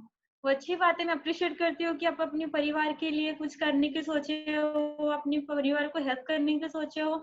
लेकिन मैं कहावत सुनता है, मेरे लिए हमेशा वो एक हिम्मत है कि अक्सर मैं मम्मी से ही सुनती थी कि दूसरों को बचाने से पहले खुद को बचाओ। अगर आपके परिवार वाले एक नाव में है और वो डूब रहे हैं और आपको तैरना नहीं आता, आप किनारे पे खड़े हो, तो आप ये नहीं बोल सकते हो कि मुझे अपने परिवार वालों को बचाना है तो मैं खुद जाकर डूब जाऊं तो फिर मैं बचा लूंगी। ऐसा नहीं, सडनली कोई भी घाई घाई में आप फैसला मत करो। और पहले आप किनारे पे हो, अगर आप खुद कूदते हो तो हो सकता, ऐसा तो डेफिनेटली है कि आप अपने परिवार को बचा नहीं सकते, प्लस आप भी उनके साथ में डूब जाओगे। तब किनारे पे हो तो आप उनको भी मतलब दूसरों से हेल्प मांग सकते हो, या फिर कोई आपकी हेल्प करने के लिए खुद आगे बढ़ेगा। तो इसलिए ये सब चीजें लाइफ के लिए भी लागू होती है। पहले दूसरों को, अपने परिवार को बचाने से पहले खुद की सेफ्टी का ध्यान हमें रखना चाहिए। मेघा, जो और आपने ये बताया, जो सबसे पहले आपने ये बताया ना कि मतलब किसी पे भी जल्दी विश्वास नहीं कर लेना चाहिए, आई थिंक जी वो बहुत बहुत ज़रूरी है, स्पेशली जो अडोलेसेंट लड़कियां होती हैं, जो लड़कियां मजबूरी से गुजर रही होती हैं, या फिर कम घर पे इतने पैसे नहीं होते हैं, जैसा भी सिचुएशन हो, सबसे पहले किसी पे विश्वास करने से पहले उसको पहले परखना बहुत ज़रूरी है। जो आपने बताया वो बहुत बहुत इम्पोर्टेंट है। और दूसरी बात जो आपने करी कि लड़कियों का दिल नाजुक भी होता है, लड़कियों का दिल बहुत स्ट्रांग भी होता है। नाजुक था तो कुछ परेशानियों से गुजरे, दिल इतना बुलंद है और तुम्हारा विश्वास इतना बुलंद है, इसलिए आप आज हमें ट्रेन कर पा रही हैं। तो I think thank you so much Megha. मेरा एक लास्ट सवाल आपसे है, उसके बाद हम लोग ट्रेनिंग स्टार्ट करेंगे रवीना और सोमश्री के साथ, कि अगर लड़कियां ऐसे एक्सप्लॉयटेशन से जब गुजरती हैं, उनको किस तरीके का सपोर्ट जो है सबसे ज्यादा जरूरी होता है? कौन है जो उनको वो सपोर्ट देता है जिससे कि वो आगे बढ़ सकती हैं और अपना जो मिशन है, विजन है, अपना जो उद्देश्य है वो पूरा कर सकती हैं? किस तरीके का सपोर्ट चाहिए होता है? कि अगर जैसे मुझे सबसे बड़ा अभी तक का सपोर्ट रहा रेस्क्यू फाउंडेशन और त्रिवेणी मैम के लिए मैं लाइफ में मतलब सबसे बड़ी थैंकफुल हूँ कि हाँ, उन्होंने मुझे बहुत बड़ा हेल्प किया, अपनी लाइफ को पूरी तरह से लाइक यू टर्न करने में हेल्प किया उन्होंने। मतलब मुझे पूरी तरह मैंने अपनी लाइफ को चेंज, आज जो मैं हूँ वो मतलब रेस्क्यू फाउंडेशन और त्रिवेणी मैम की वजह से हूँ। एंड मतलब स्टार्टिंग मैंने 7वीं पढ़ी हूँ और वो बहुत कम होता है आज की तारीख में। और एक कॉन्फिडेंस, हाँ 7वीं पढ़ी हूँ तो मैं क्या कर सकती हूँ, ना मैं अच्छी जॉब कर सकती हूँ, ना मैं पढ़ा मतलब ये कर सकती हूँ। अभी प्रॉब्लम सामने में है और ये शॉर्टकट तरीका है तो ठीक है, जो शॉर्टकट नजर आए वो रास्ता हम चुन लेते हैं। और हमारे पास में कॉन्फिडेंस नहीं होता, सेल्फ कॉन्फिडेंस नहीं होता, पढ़ाई एजुकेशन नहीं होता और किसी के सपोर्ट नहीं होता है, तो ये सब चीज़ों की वजह से हम लोगों ने अक्सर गलत लाइन में चले जाते हैं। तो लाइक अगर हमको सबसे पहले होम की ज़रूरत है, क्योंकि प्रोटेक्शन की ज़रूरत है, जो कि हमें होम से बेहतर नहीं मिलता, क्योंकि बाहर की दुनिया में हम सडनली जो दुनिया से हमें निकाला जाता है, वो दुनिया से फिर ये दुनिया में आने के लिए बहुत बड़ी चेंजेस हो जाती है हमारे लिए। फिर हम वो चेंजेस को सडनली एक्सेप्ट नहीं कर पाते हैं, सडनली हमारे लिए सही नहीं लगता। फिर यहाँ पे मेरे आने के बाद जब मैं रेस्क्यू फाउंडेशन में आई, तो मैम लोगों ने मेरे साथ में काम किया कि काउंसलिंग हुआ। फिर उसके अलावा मेरे साथ ट्रेनिंग चालू है, स्टडी रिस्टार्ट करवाया उन्होंने। तो मेरे अंदर की जो कॉन्फिडेंस लेवल है वो धीरे धीरे प्रोग्रेस होते होते, पहले मैं एज अ ट्रेनिंग के हिसाब से ट्रेनिंग करती थी, फिर उसके बाद में मुझे जॉब दिया गया। तो जैसे मेरे हाथ में थोड़े पैसे आए तो मेरे अंदर वो एक लालच और कॉन्फिडेंस आया कि हाँ, वाओ, एक मेरा मेहनत का पैसे है और मैं इससे बहुत कुछ कर सकती हूँ, और मेरे एक अलग सी खुशी फील हुई। तो वो पैसे की वजह से मेरे अंदर जो कॉन्फिडेंस, सेल्फ कॉन्फिडेंस वो बढ़ा। और उसी तरह से जैसे वो सब टोटली जो साइकिलिंग है वो क्या है, होम है वो करता है। वो हमारे बारे में ऐसा सोचा कि उन्होंने हमारे को अलग अलग ट्रेनिंग्स दिए और उन्होंने हमारे स्किल को हमारे पहचानने में मदद की है। तो इस तरह से अगर किसी लड़की को हम सिर्फ वो दलदल से निकाल लेते हैं, फिर उसके बाद में उनके परिवार के हाथ में छोड़ देते हैं, इतना इनफ नहीं होता है। उनपे अगर वो किस सिचुएशन की वजह से आई है और उसको वो सिचुएशन दूर रखने के लिए उसके साथ काउंसलिंग करना चाहिए, उसकी प्रॉब्लम को सॉल्व करने की कोशिश करना चाहिए और उसको जान के टोटली उसके जो जड़ तक जाके उससे बात करके उसकी प्रॉब्लम को जब तक पूरी तरह सॉल्व नहीं किया तब तक उसको अकेले नहीं छोड़ना चाहिए। फिर मैंने अपना ट्रेनिंग खत्म करने के बाद में मुझे पता चला कि मेरे अंदर की स्किल क्या है, और फिर मैं एज अ वर्कर के हिसाब से काम करने लगी और बाहर काम करने का चाहती थी, जॉब में, टेलरिंग में। उसके बाद में लॉकडाउन के जरिए दौरान हमने कुछ लड़कियों ने यहाँ पर 3-4 महीने तक एज अ टीचर के हिसाब से टाइम पास के लिए हमने जॉब किए। तो उन्होंने हमारे स्किल देखे कि लड़कियां इतना अच्छे से कर रहे हैं तो और भी अच्छा कर सकते हैं, तो एक अपॉर्चुनिटी दी है। यहाँ के मैम लोगों ने, जो स्टाफ वगैरह, उन लोगों ने हमको एक अपॉर्चुनिटी दी है और यहाँ पर एज अ ट्रेनर के हिसाब से उन्होंने हमारा रेस्क्यू फाउंडेशन के फर्स्ट बैच ऐसा था कि जो 5-6 लड़कियों को चॉइस करके उन्होंने एक नया प्रोजेक्ट बनाया। तो एक इंटरेस्ट फील हुआ। फिर अभी हम कुछ लेवल अलग है, तो इसलिए एजुकेशन, बेहतर ट्रेनिंग और सेल्फ कॉन्फिडेंस अगर लड़कियों में दिया जाता है तो वो अपना मतलब अपने वो किसी उसको जो अपने प्रोटेक्शन के लिए किसी और को जरूरत नहीं पड़ेगी, वो खुद की प्रोटेक्शन खुद कर सकती है।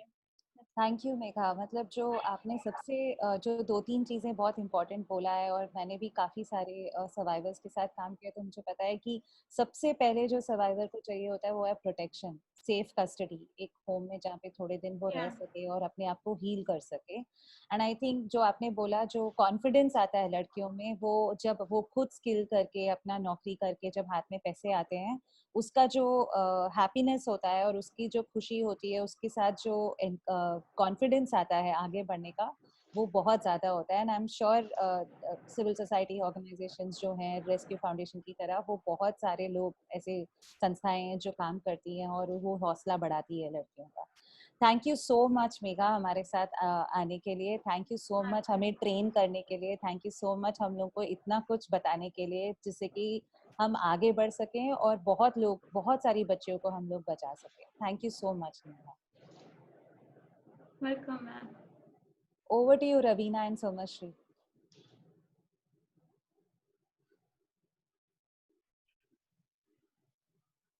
Yeah, can you just have the presentation?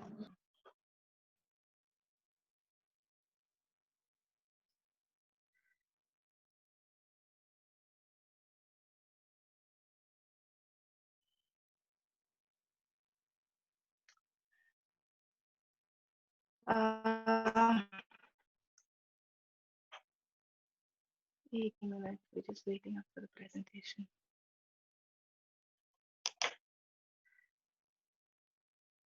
Yes.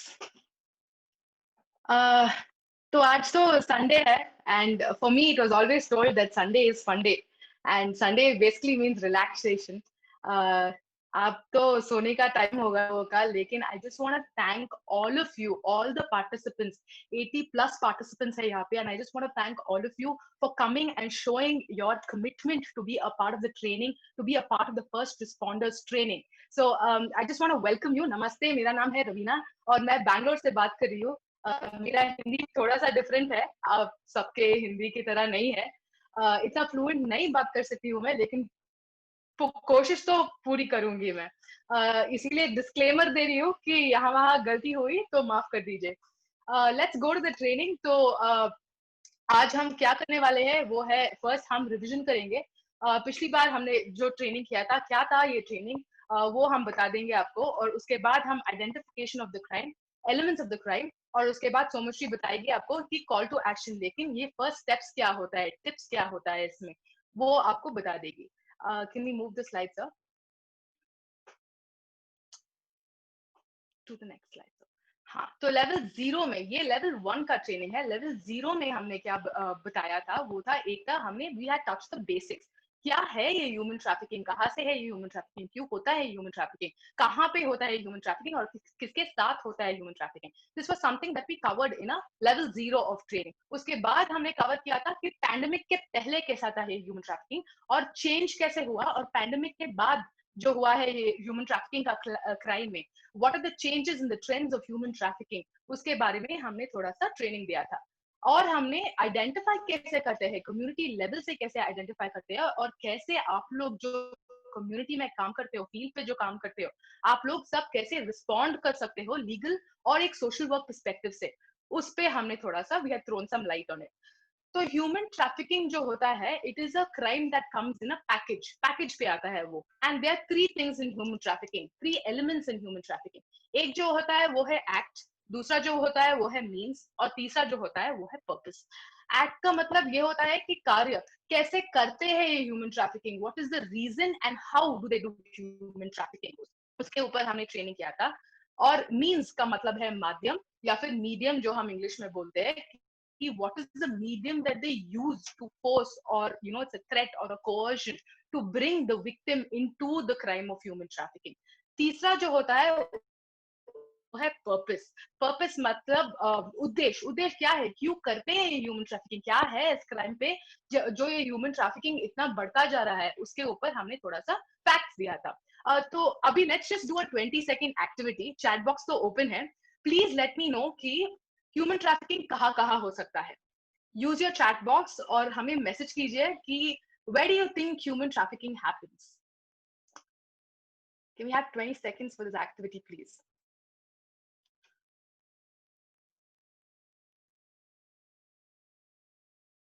Yes.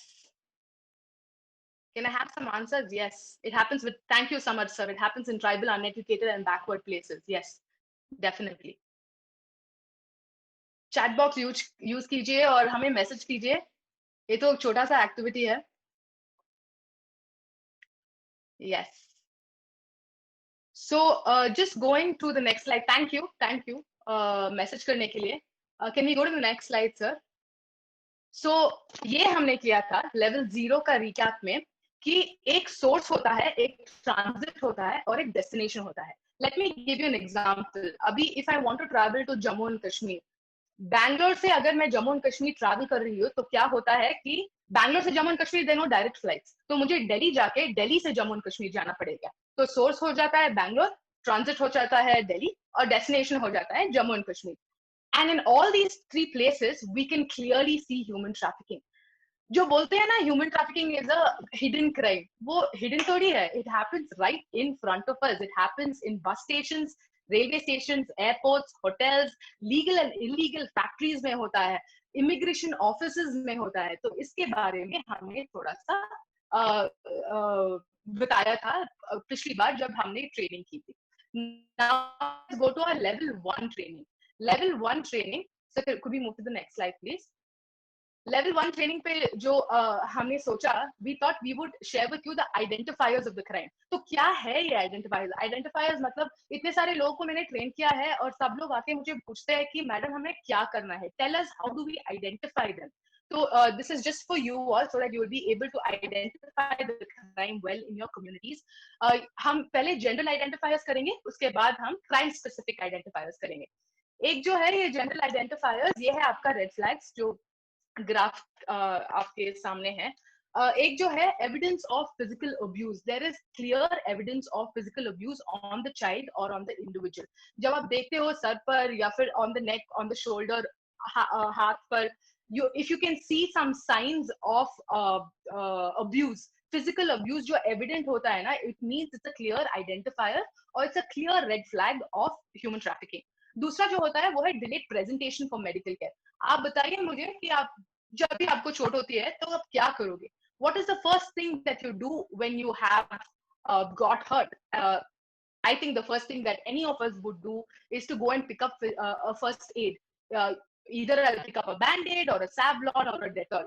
लेकिन ये victims of trafficking में जो होता है ना, they're very scared to take them to the hospital. इसीलिए there is a delayed presentation for medical care.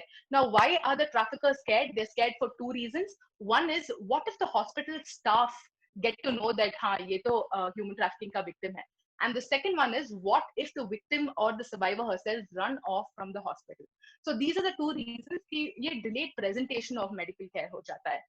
तीसरा जो है वो है discrepancy in what they speak. ये लॉकडाउन से पहले we were all not at home. मैं काम करती थी यहाँ पे बैंगलोर पे, एंड एवरी डे 1 o'clock जब हम लंच पे जाते थे तो I used to just take a walk. जब मैं वॉकिंग जाती थी तो 2 छोटे बच्चे आते थे, एक बोलता था कि दीदी ये स्टिकर ले लो, एक बोलता था कि ये इंडियन फ्लैग ले लो। तो ऐसे ही जब मैंने बात करना शुरू की ना, दोनों बोलते हैं कि ये मेरा भाई है दीदी, ये हम लोग तो एक ही घर पे रहते हैं। तो मैंने पूछा कि आप कहाँ से हो? छोटा वाला बताता है कि मैं बिहार से हूँ, बड़ा वाला बोलता है कि ये उड़ीसा से है। So this is a discrepancy in what they were speaking. हमने क्या किया कि we took their responses, went to the required offices, government officials जो थे, police officers जो थे, we went and we rescued these 2 children. So please do keep in mind this red flag कि when you talk to these children, there's always a discrepancy in what they speak. तीसरा जो होता है कि हमने देखा है ना, ये थिएटर और ये स्ट्रीट थिएटर जब हम करते हैं for awareness, they give you a script देते हैं और बताते हैं कि यही स्क्रिप्ट अब रट मार मार के जाके you have to give it to your audience. यही होता है ह्यूमन ट्रैफिकिंग का क्राइम में। they'll give you a script और वो बोलते हैं victim को कि this is all you can speak to your audience, and your audience can be somebody in the traffic signal या फिर in the shop or somebody who comes to speak to you.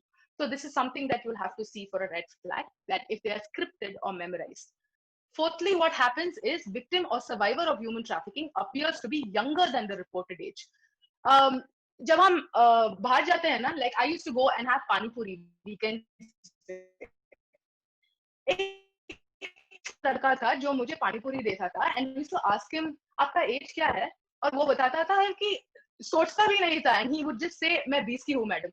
इतना छोटा सा है वो, और he used to just say that I'm 20 years, and I knew that he was not 20 years of age. That was another red flag for me to take it to the concerned government officials. Last two cues जो है, एक है visual cues और दूसरा है behavioural cues. Visual cues में जो होता है ना, they never give you an eye contact, and they always appear malnourished क्योंकि खाना ठीक से नहीं मिलता है उन लोगों को, and because they work in harmful chemical factories का मतलब है कि whether they're working in a bat factory or whether they're working in a shoemaking factory, they're all harmful chemicals for a child. और आपको दिखाई देगा वो on the face or on the skin or on the palm of their hand, they will always have harmful chemicals on them, and this is an identifier for you to probably think, is this a victim of human trafficking? They're always shy, they're always submissive, sometimes they're very nervous, and they're also very fearful. अभी हम क्या करते हैं कि we go to the specific crime identifiers. Could we go to the next slide, sir? तो specific identifiers में पहले हम देखते हैं सेक्स ट्रैफिकिंग का. सेक्स ट्रैफिकिंग में जो होता है कि unexplained injuries, you know when you go to a victim of sex trafficking, और जब आप पूछते हो उनसे कि ये चोट कैसी लगी आपको, they will never have an explanation for you. They don't know how they got hurt, or probably they're very scared to tell you. So this is one of the red flag for you. Okay, क्या ये bottle दिखाई दे रहा है आपको? If you're able to see the bottle, can you tell me where have I picked this bottle from?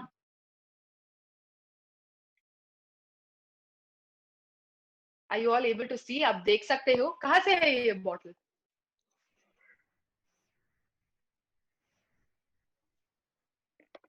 You can type on the chat box. Yes, chat box पे type कर दो आप. कहाँ से है ये bottle? Can you see it?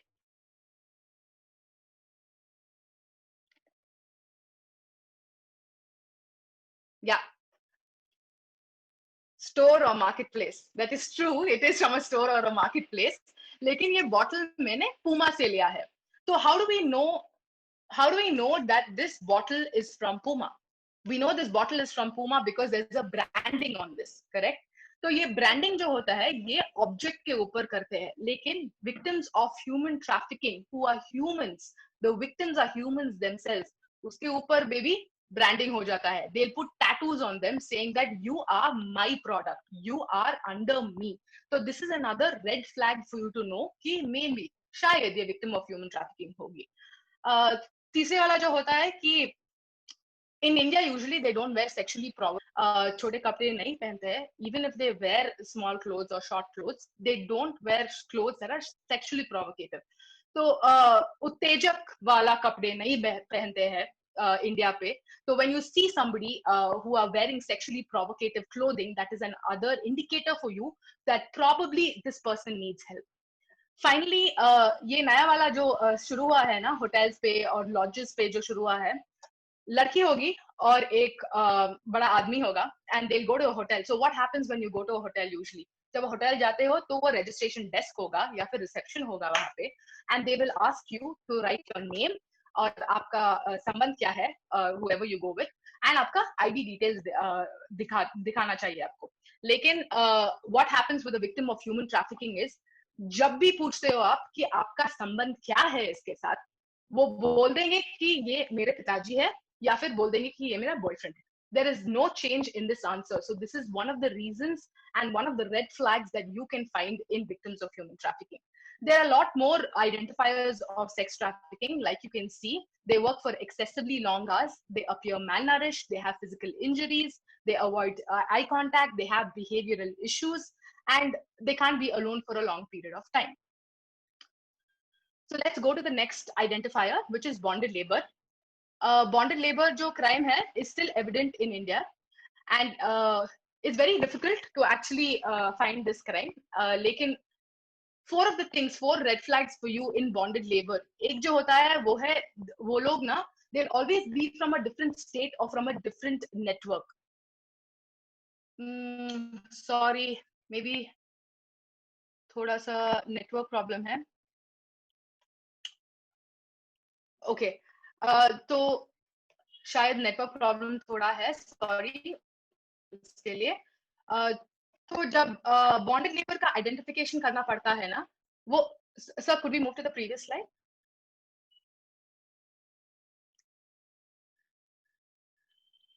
Previous slide, sir. Yes. So they are always from a different state or from a different district. एक example दूंगी मैं आपको. तो मैं बैंगलोर पे जब rescues करती थी ना, bonded labor का rescues जब करती थी, 80% of them were from North India. And you know, when my team used to go back to North India and when they used to do the rescues there, 80% of them were from South India. तो यही जो होता है कि they are from different state or from different districts. वो दूसरे राज्य या दूसरे जिले से होते हैं. Second वाला जो red flag है identifiers of bonded labor में, they're always under a supervisor. So क्या होता है कि 24 घंटे there's always one person market, जब वो market जाएंगे या फिर घर जाएंगे या कहीं पे भी जाएंगे तो there's always a supervisor who is above the person who is working for him. तीसरा वाला जो है वो है odd या फिर long hours of work. So humans usually can work सिर्फ 8 या 10 घंटे. आप ही बता दो मुझे कि हम लोग कितने घंटे काम करते हैं. 8 या फिर 10 घंटे ही काम करते हैं. लेकिन for a victim of bonded labor, they usually work for 9 hours, 10 hours, 12 hours or maximum 21 hours of work is what is being given to them. चौथा identifier जो है जब आप construction site या फिर घर के आजू-बाजू जब आप देखते हो, if there is a truck filled with new laborers every day, then it is an identifier of bonded labor. Agar every day there is a new laborer coming instead of the old person who's working in a construction site, then it is an identifier of bonded labor. Could we move to the next slide, sir?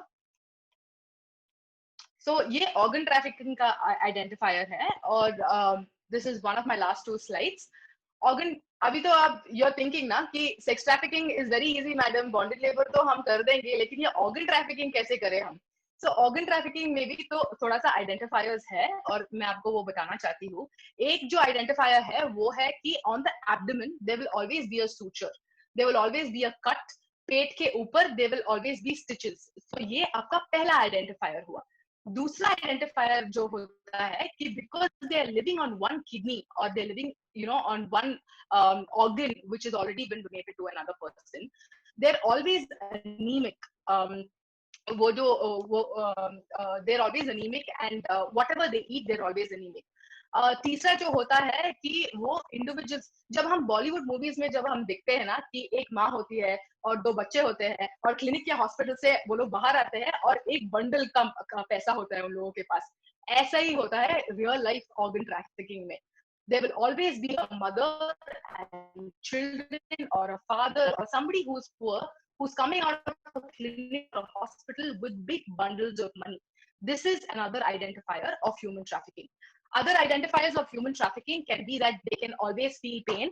Operation के बाद भी उन लोगों को pain हो जाता है. They can't eat, they can't sleep well, they are very very tired. जब भी देखो वो लोग they are always anxious and they are always very fearful. ये सब है identifiers of organ trafficking. Could we move to the last slide, sir? तो ये मेरा last slide है and this is child marriage. जैसे नीलेश जी ने बताया ना बाल विवाह which is linked to human trafficking, तो इनका जो identifiers है, young girls जो होते हैं they're always with मंगलसूत्र या सिंदूर. ये एक identifier है आपका कि you know why are young girls wearing mangalsutra और सिंदूर.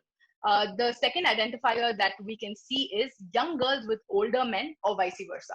लड़की या लड़का छोटा बच्चा होता है और उसके बाद उनका spouse जो होते हैं, there is a big difference between the age between the spouse and the children. तीसरा जो होता है वो है दृश्य का संकेत, like I already explained, it's on visual cues.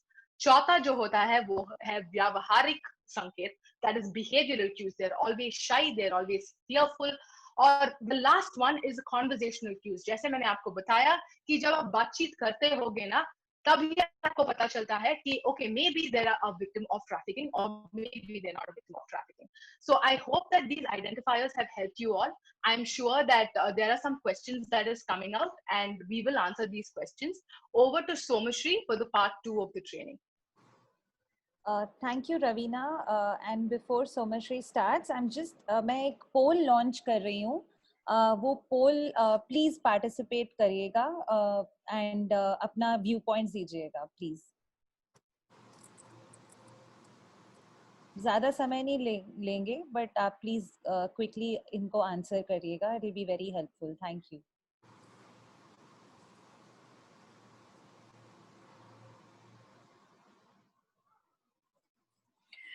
Somashri, you can start. You can start the training while people are just. Okay. Okay. So आज मैं बात करने वाली हूँ identification of crime government and legal construct में video slide share करना होगा ना.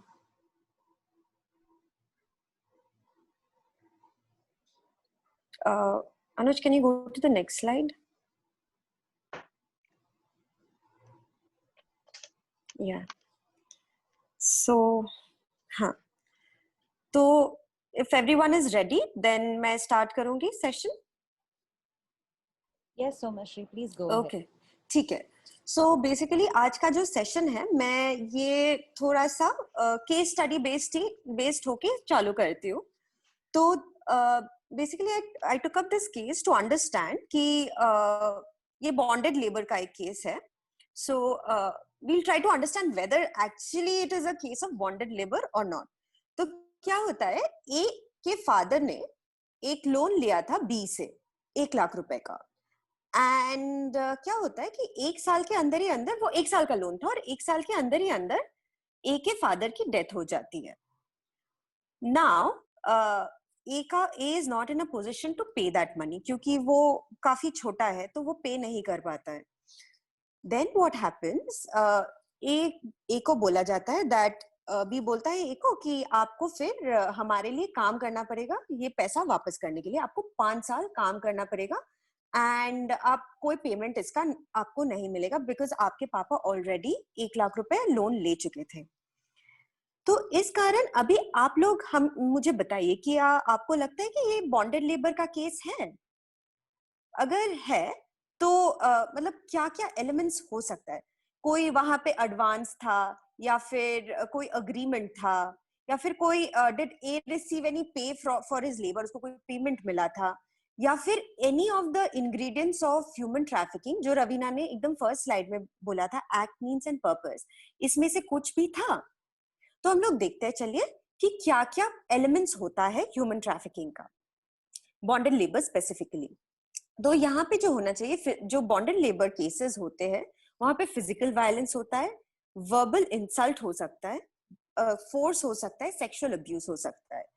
And most common form of bonded labour usually एंटेल्स advance. मतलब यहाँ पे हम लोग देखे थे कि एक एडवांस दिया गया था जो ए के पापा ने बी से लिए थे, तो वो एक फैक्टर था.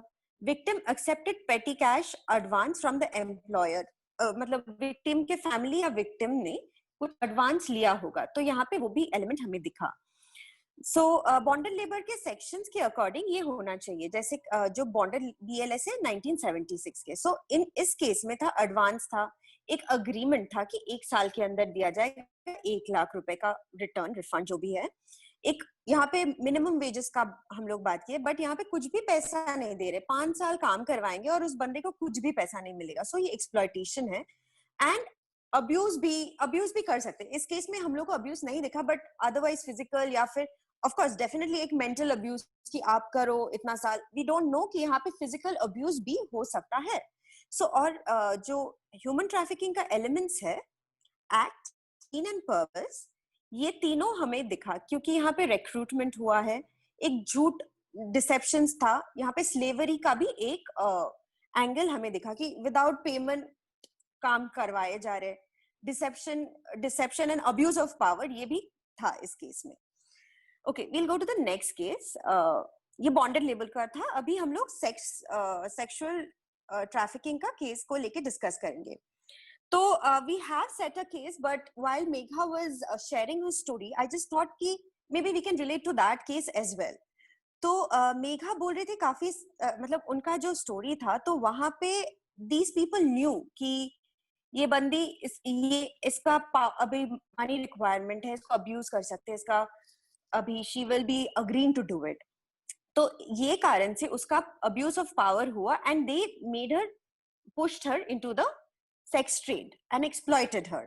So यहाँ so if you see, Megha ka story is definitely a case of sex trafficking, and ये accordingly of course like IPC का sections, POCSO का sections, अगर minor है तो ये then accordingly the sections can be put in. Now I will share this general case like which I had put in. तो यहाँ पे Z है, Z के uncle is the sole guardian, मतलब only मामा चाचा जो भी है only guardian थे, and वो regularly Y को brothels में भेजते थे. Y का age है 16 साल. Z receives a sum of money from the brothel owner for this. So Z को बाकायदा हर महीने या हर like regularly उनको पैसा मिलता था ये Y को brothel में भेजने के लिए. तो इस केस में सेक्स ट्रैफिकिंग में क्या क्या होना चाहिए जिससे हम बोल सकते हैं कि this is the case of human trafficking, sex trafficking. So यहाँ पे फिजिकल वायलेंस हो सकता है, वर्बल इंसल्ट हो सकता है, ब्रूट फोर्स सेक्सुअल अब्यूज हो सकता है, फिर डिसीट हो सकता है, झूठ बोलना कि हाँ प्यार मोहब्बत की बातें, ये सब जो मेघा ने भी एक स्टोरी में कहा था कि उनके एक दोस्त के साथ ये हुआ था जो प्यार मोहब्बत करने के वादे देके छोड़ के एक्चुअली ब्रॉथेल में भेज दिए फिर फाइनली. फिर लॉरिंग हो सकता है, यूज ऑफ पावर जो one of the cases again shared, और इस केस में भी है कि क्योंकि ये गार्जियन है तो अब्यूज ऑफ पावर हो रहा था. फिर विक्टिम माइनर हो सकता है, फोर्स लेबर हो सकता है. सो ये विद इन द स्टेट हो सकता है, विद इन द डिस्ट्रिक्ट हो सकता है, कहीं भी हो सकता है. तो इसमें जो देखना पड़ेगा in this case we saw it's POCSO case because of course the person was below 18 years of age. So POCSO भी लगाया जाएगा, ITPA तो लगेगा, IPC लगेगा. एंड इस केस में 370B which is the definition of human trafficking, IPC के section 370, and I specifically mentioned 372 क्योंकि यहाँ पे सेलिंग भी हो रहा था, तो IPC का सेक्शन 372 भी इस केस में जाएगा. So and of course like the causes of like act, means and purpose, the elements of human trafficking भी इस केस में मौजूद है. Therefore we can like take this case up as a case of human trafficking. Then we'll go to the next case, organ trafficking. Already Ravina discuss कर रही थी एक how to identify a victim of organ trafficking. So ये जो case study हम लोग लिए हैं, in this Z is in need of money to pay debts. तो अभी उनके बेटी के शादी के लिए Z को अभी पैसा चाहिए था, उनका तबीयत ठीक नहीं है, बट वो कैसे काम करेंगे, तो उनको अर्न करने के लिए वो पैसा भी चाहिए, बेटी का शादी करवाना है. तो इन द मीन टाइम क्या होता है, एक बंदा आके Y आके Z को बोलता है कि तुम एक काम करो, तुम काम तो नहीं कर सकते हो बट तुम अपना किडनी तो बेच सकते हो, मैं तुम्हें अच्छा खासा पैसा दे दूंगा एंड उससे आप अपने बेटी का शादी करवा सकते हो. Z वो पैसा ले लेता है, for further leads to complication and his health starts deteriorating. तो ये ऑर्गन ट्रैफिकिंग में ये बहुत एक फैक्टर रह जाता है. So in this case we see कि यहाँ पे there is transport of the organ का movement, trafficking भी हो रहा है. So and removal of organ हो रहा है and profit के कारण ये पूरा चीज हो रहा है. So और एक चीज जो हमें organ trafficking के यहाँ पे याद रखना चाहिए कि organ trafficking and trafficking in person for organ removal दो अलग चीज है. So trafficking of organs हो सकता है trafficking और smuggling, basically always smuggling होगा तो always across border, and instance of crime buying selling of organs, जो organ smuggling या trafficking है वो organs को सिर्फ एक जगह से दूसरी जगह पे move किया जाता है. It's not the person which is moved in toto, but trafficking in person हो for organ trafficking, person is trafficked and then उसका ऑर्गन्स को लेके एक्सप्लॉइट किया जा सकता है. तो we have to be very careful कि ये दो थोड़ा अलग चीज है, दोनों सेम नहीं है. Now, human trafficking, child marriage भी already has been discussed. So यहाँ पे ये एक case study हम लोग लिखे discuss कर सकते हैं. A reaches out to B to marry his minor daughter, marries her and takes her to another district, state outside in lieu of taking the family out of poverty. काफी सारा ऐसा cases हम लोग देखते हैं, especially काफी सारा cases होता है, जैसे कि जो obviously कोई एक जन mention किए थे कि जो ट्राइबल एंड एरियाज या फिर जहाँ पे थोड़ा पॉवर्टी है उस जगह से ट्रैफिक करने में ज्यादा इजियर होता है. तो हरियाणा में जहाँ लड़कियों की कमी है तो ऐसे जगह पे फॉर ब्राइट ट्रैफिकिंग का बहुत प्रचलन है एंड बहुत ही ज्यादा होता है. एंड जो फैक्टर्स और एलिमेंट्स जो होना चाहिए इसमें, child is a person who is a male and not completed 21 years. सो ये सब डेफिनेशंस जो हमारे एक्ट के अंडर है वो मेंशन है यहाँ पे, चाइल्ड मैरिज रिस्ट्रेंट एक्ट के. सो ये कुछ एलिमेंट्स है जो हम लोग ध्यान दे सकते हैं before determining whether it's a case of human trafficking or not. Now I will go to the section on call for action.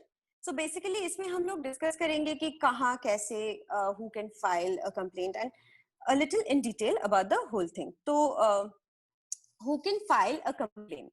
So so anyone can file a complaint actually. So it can NGO या वो sir एकदम शुरुआत में mention किए थे, social worker. सो कोई भी जाके कंप्लेंट फाइल कर सकता है जिन्हें ऐसा दिखे कि कुछ ऐसा अब्यूज हो रहा है, ऐसा ह्यूमन ट्रैफिकिंग का केसेस हो रहा है. irrespective of your position, you can go to the right places and make a complaint. So what is the right place? So to whom to basically go and file the complaint to? So यहाँ पे we have can we go to the next slide?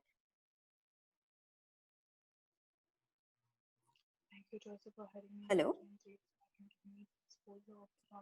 Yes, Somashri, we can hear you. Yeah. You can continue.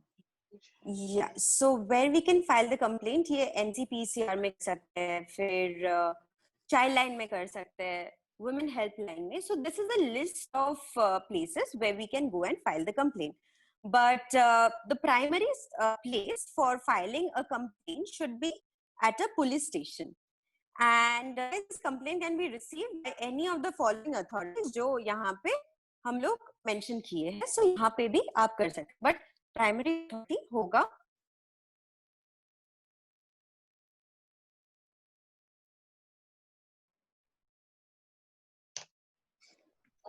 मुझे लगता है कि Somshree disconnect हो गई हैं. जब तक वो वापस आती हैं मैं ट्रेनिंग कंटिन्यू करती हूँ. आ गई है Somshree. So yes, Somashri, it's over to you. Yeah. So basically these are the places where the complaints can be filed. इसके बाद FIR में क्या क्या इंक्लूड होना चाहिए, क्योंकि बेसिकली पुलिस के पास प्राइमरी फाइलिंग होगा क्योंकि the police drafts the FIR, he will do it. So FIR में जब फाइल करते हैं तो उसमें क्या क्या इंपॉर्टेंट चीज आप लोगों को ध्यान देना चाहिए.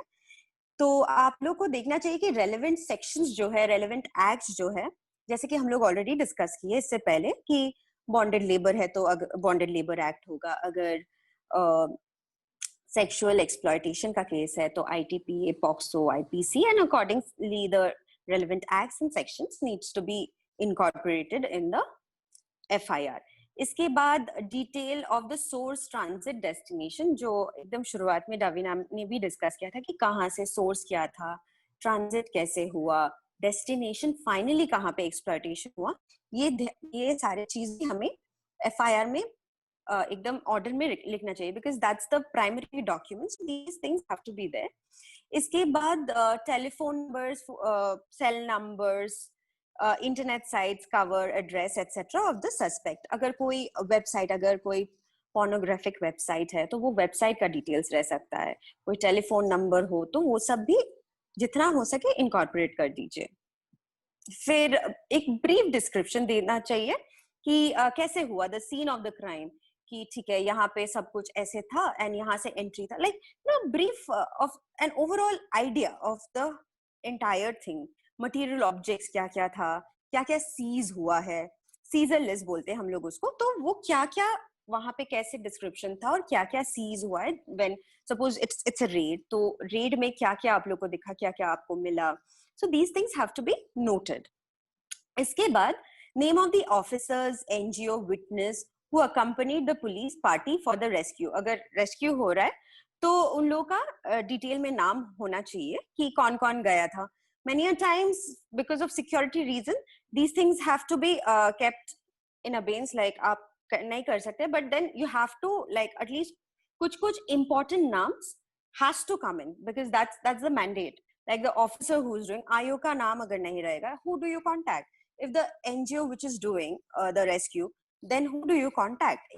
Point of contact तो चाहिए ना, तो इसलिए ये सब details होना चाहिए FIR में, you must make sure that these are there, नहीं तो केस को बाद में आगे ले जाने में डिफिकल्टी हो जाता है।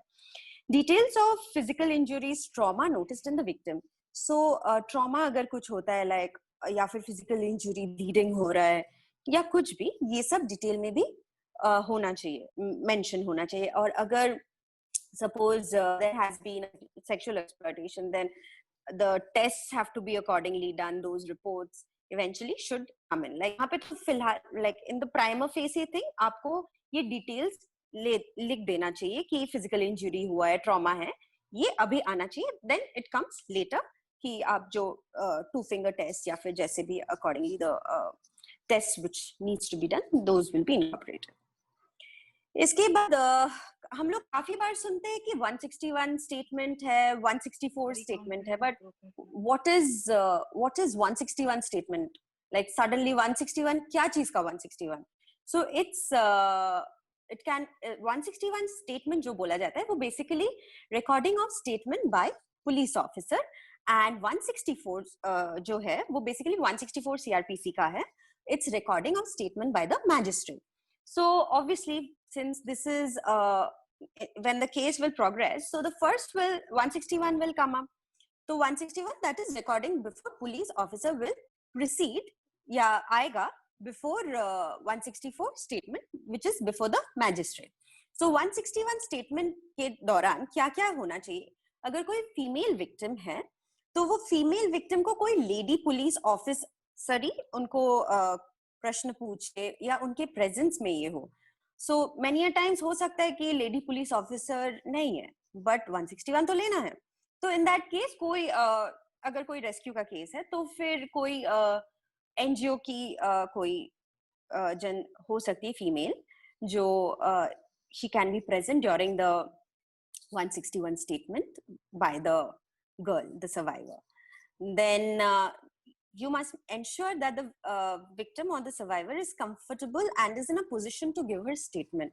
क्योंकि if she is traumatized, like Ravina mentioned ki you know, the victims or the survivors are often very traumatized कि कुछ सिखा देते हैं, कुछ बोलने के लिए बोल देते हैं, so वो trauma भी रहता है, डर भी रहता है, तो वो देख लेना चाहिए कि अच्छा अभी she is in a position to speak, so you must ensure that she is comfortable and she is in a position to speak.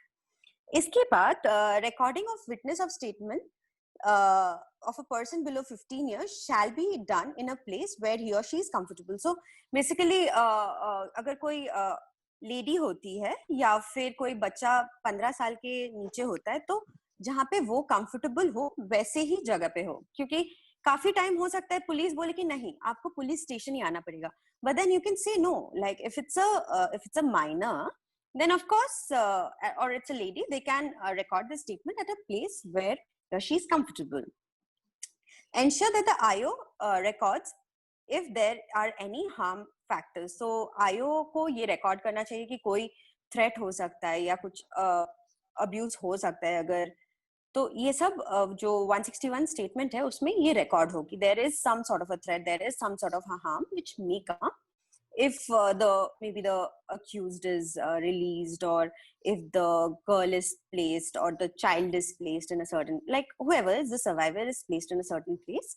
तो ये सब भी आयोग को वो harm factors को record करना चाहिए in order to ensure the survivor is safe. Then comes the 164 statement. it's preferably not delayed क्योंकि काफी सारा evidence lose हो जाता है फिर. So you know like वो delay हो जाता है तो जो survivor है उनका story भी वो भूल जाते हैं. So it should not be unnecessarily delayed. So वो factor हमको याद रखना चाहिए when we are preparing, or like you know when the survivor is going for her 164 statement recording. Statement can be recorded in camera and must be not in an intimidating environment. It should be in a very comfortable manner and it should not be intimidating. इसके बाद है, the IO can make prayers under section 327(2) of CRPC, read along with Supreme Court judgment in Sakshi versus Union of India. So basically ये recording of statement जो है ताकि intimidating ना हो, ये IO actually prayer कर सकते हैं according to this section.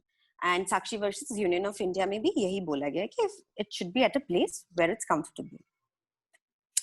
इसके बाद we have just mentioned a list of sections like bonded labor का कौन सा sections relevant है, knowing your crime कौन सा sexual exploitation के लिए कौन सा relevant acts and sections है, we have just bifurcated, and like IPC के relevant sections, JJ Act के relevant sections, ITP के child marriage का, organ trafficking का. और एक चीज यहाँ पे मैं ऐड करना चाहती हूँ कि अगर जैसे कि आप में से किसी ने एक मेंशन किया था कि बहुत ट्राइबल एरियाज में भी एक्सप्लॉयटेशन होता है, तो that can be sexual exploitation, bonded labour exploitation. In that case another act which will be very handy and useful is the SC/ST Atrocities Act 1989. वो भी accordingly if it's an abuse of a person who belongs from the SC community or ST community, then accordingly the relevant sections can be put in the case or the FIR. Then some handy tips, we go to the next slide. Some handy tips, this is regarding cyber crime basically. So we will, हम लोग ये in the coming sessions हम लोग और detail में इसको discuss करेंगे, but अभी के लिए we have just like एक थोड़ा समझने के लिए हम लोग cyber stalking, cyber bullying, cyber pornography and unwanted exposure of sexual explicit material, ये सब जो होता है ये थोड़ा हम लोग briefly इसको समझाए हैं. So cyber stalking is when victim को constantly stalk किया जा रहा है online में. Cyber bullying होगा जब unnecessarily harass कर रहे हैं या फिर कुछ taunting remarks दे रहे हैं, तो वो cyber bullying के अंडर होगा. So यहाँ sections जो है section 66A, 66C, 66E, ये सब relevant sections हम लोग डाल सकते हैं. चाइल्ड पोर्नोग्राफी का हम लोग IT एक्ट में भी है जो section 67B, section 67A, section 292 IPC के भी हम लोग डाल सकते हैं. देन अगर माइनर है तो of course we can also add in the POCSO act there. And unwanted exposure of sexually explicit material, जब कोई वीडियो या ये सब डाल देते हैं अनवांटेड जो है वो सब ऑनलाइन में अवेलेबल हो जाता है, उसका भी हम लोग we can take legal course in the entire process. Now it's open for questions, so if you all have any specific questions you all can go ahead. Thank you. Thank you so much Ravina and Somashri. Nilesh, would be great if we can have you all on the video. There are some questions, I'll just pass it on to you. And आप लोगों के पास audience participants, thank you so much questions के लिए. If you still have any questions, please उसको chat box के पास वाले Q&A section में डाल दीजिएगा ताकि हम लोग वही questions panelists से पूछ सकें. So मेरा पहला सवाल जो है which I want to direct to Nilesh. Nilesh, there's a question from Dr. Aman. He's asking a very relevant question and he's saying you mentioned about the plan of the government of Jharkhand. Please tell how feasible is it in your state where more than 80% labor are migrated to other states for different job? How can you curtail trafficking? So that's a question that Dr. Aman is asking Nilesh. Thank you Chitra. Doctor Aman ने एक दो questions और भी पूछे हैं उससे पहले. उन्होंने एक नए कानून के बारे में बोला है, एंटी ह्यूमन ट्रैफिकिंग का जो नया कानून है वो कितना मदद करेगा जो मानव तस्करी है उसके उन्मूलन में, और दूसरा उन्होंने बोला है कि क्या जरूरी है, नया कानून जरूरी है या फिर जो कम्युनिटीज का। जो सदूर गांव जो बसे हैं उसमें विकास की ज्यादा जरूरत है। करेक्ट। तो ये तीनों क्वेश्चंस को मैं एक साथ आंसर करना चाहूंगा। एक तो ये कि पहली बात कि नया कानून पता नहीं 1986 के बाद कौन सा डायरेक्ट नया कानून आया है ह्यूमन ट्रैफिकिंग के ऊपर, मुझे जानकारी नहीं है और मुझे जानकारी लेनी होगी इस विषय में, अगर कोई उसके बाद भी कोई नया कानून आया हो तो। क्योंकि अभी काफी लोग तो प्रयास कर रहे हैं, जैसे 2018 का जो कानून जो बिल जो था वो तो अब ड्रॉप हो गया, हो सकता है शायद वापस से आए इस नई, बिकॉज सरकार तो चेंज है लेकिन हालांकि बीजेपी की सरकार है, तो शायद फिर से वो पेश करें। दूसरी बात है कि ये कई सारी चीजें ना आपस में कनेक्टेड हैं। ये सही बात है कि झारखंड की जो स्थिति है वहाँ पे चाहे एजुकेशन को ले लीजिए या फिर हेल्थ को ले लीजिए या फिर विकास की कई धारा से जो है वो बहुत पीछे भी हैं ये तमाम इश्यूज जो हैं। तो विकास की तो खैर जरूरत है ही है ना, और लेकिन साथ साथ में हम लोग को साथ में ये भी हमें देखना पड़ेगा कि जहाँ पे जो विकसित राज्य हैं जैसे दिल्ली हो गया या महाराष्ट्र हो गया या मुंबई हो गया, वहाँ पे भी ह्यूमन ट्रैफिकिंग की जो तादाद जो है वो बहुत ज्यादा है। तो एक तो बात ये है, दूसरी चीज है कि ये तमाम इश्यूज के ऊपर पैरेलली हमें काम करने की बहुत आवश्यकता है, एजुकेशन की क्वालिटीज के ऊपर, बिकॉज वो सारी चीजें जो है हम लोग के हाथ में नहीं है, हमें पैरेलली कई सारे मुद्दों के ऊपर काम करना पड़ेगा। जैसे यहाँ पे भी कई सारे, जैसे अगर झारखंड का अगर देखा जाए तो इसमें कई ऐसे स्कूल्स हैं जहाँ पे मात्र एक टीचर है ना, तो वहाँ पे किस तरह से शिक्षा की व्यवस्था होगी आपको मालूम है। और उसी तरह से कई ऐसे सदूर गांव हैं जहाँ पे किसी भी प्रकार का संपर्क करना प्रशासन के लिए भी बड़ा बड़ा मुश्किल होता है, पुलिस के लिए भी पहुंचना बहुत मुश्किल होता है। वो तमाम जो है वो वैसे ग्राउंड बन जाते हैं जहाँ पे ट्रैफिकर के लिए बड़ा सुविधा हो जाती है उनको आराम से लोगों को लेके जाने में। और दूसरी चीज ये भी है कि बिकॉज झारखंड का एक इतिहास रहा है कि यहाँ से कई सारे लोगों की तस्करी हुई है, तो वो आप जैसे जानते हैं आपकी ये जो मानव तस्करी जो एक इस तरह का अपराध है कि वापस से बड़ा इन्फेक्शियस है। मतलब एक बार अगर किसी का कोई शिकार हुआ तो वो वापस जाके वो भी मानव तस्कर बन जाता है, वो अपने परिवार से या अपने रिलेटिव से वो भी लेके जाता है। तो इस तरह से यहाँ पे तादाद बहुत ज्यादा है तस्करों की।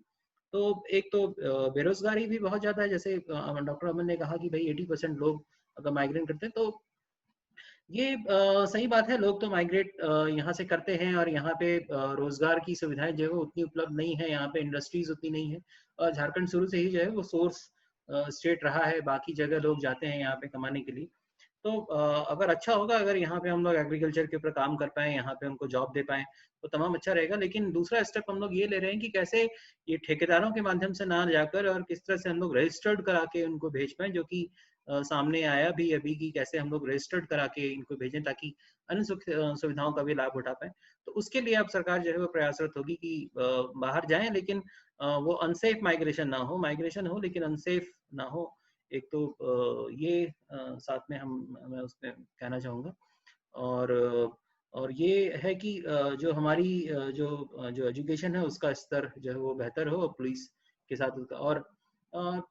और जहाँ तक एनआरएलएम की बात है, एक और बात मैं ये कहना चाहूँ, अगर आप थोड़ा सा मैक्रो लेवल पे आप देखेंगे तो चीज़ें आपको बहुत बड़ी नजर आएंगी।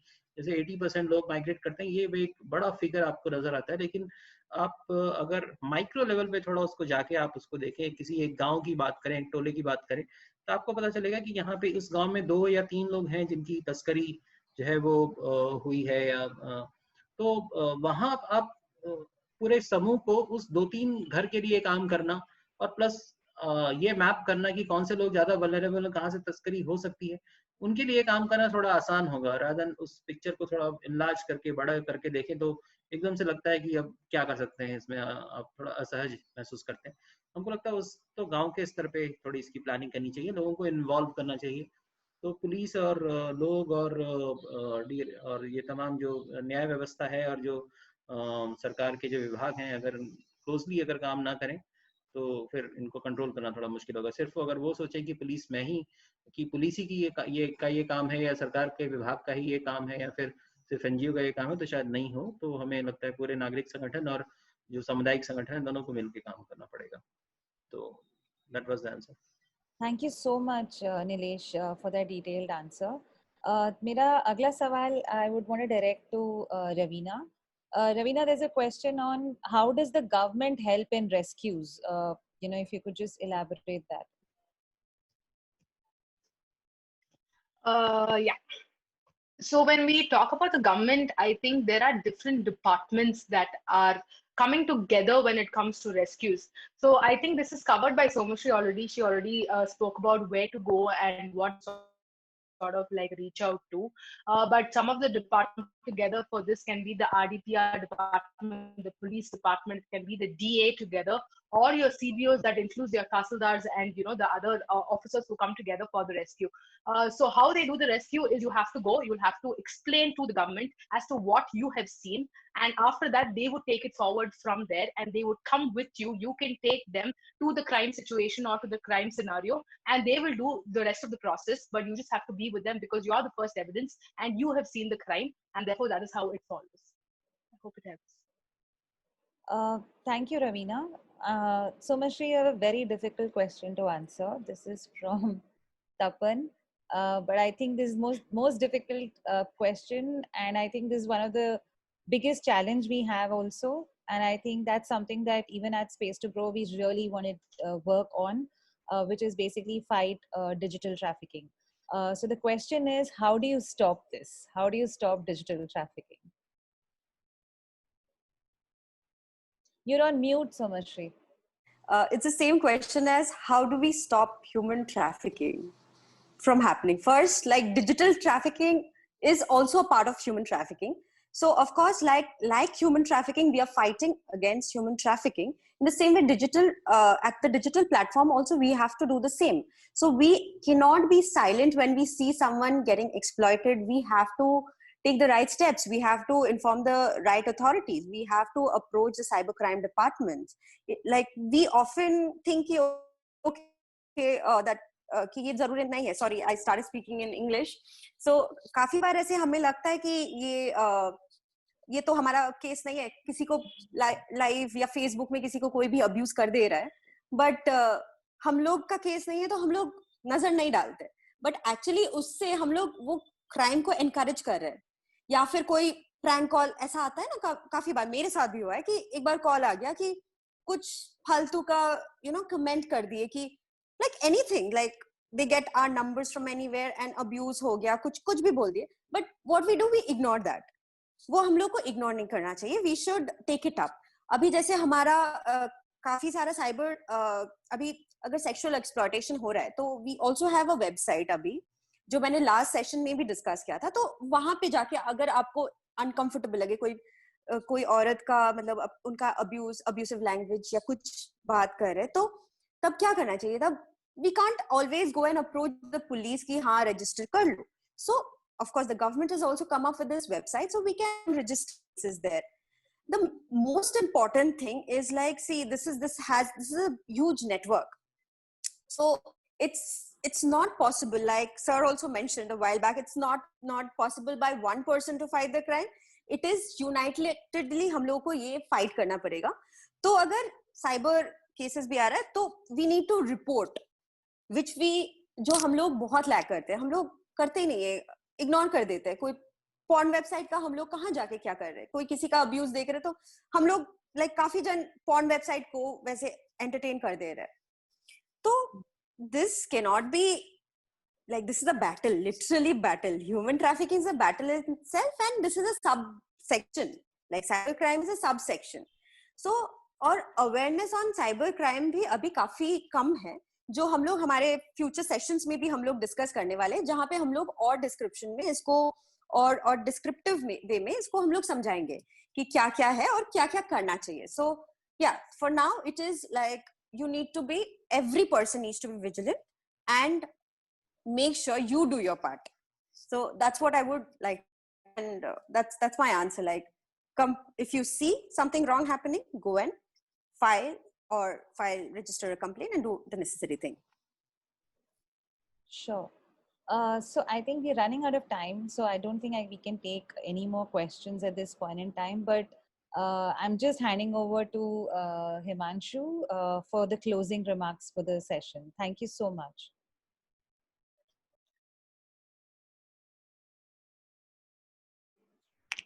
Thank you Chitra.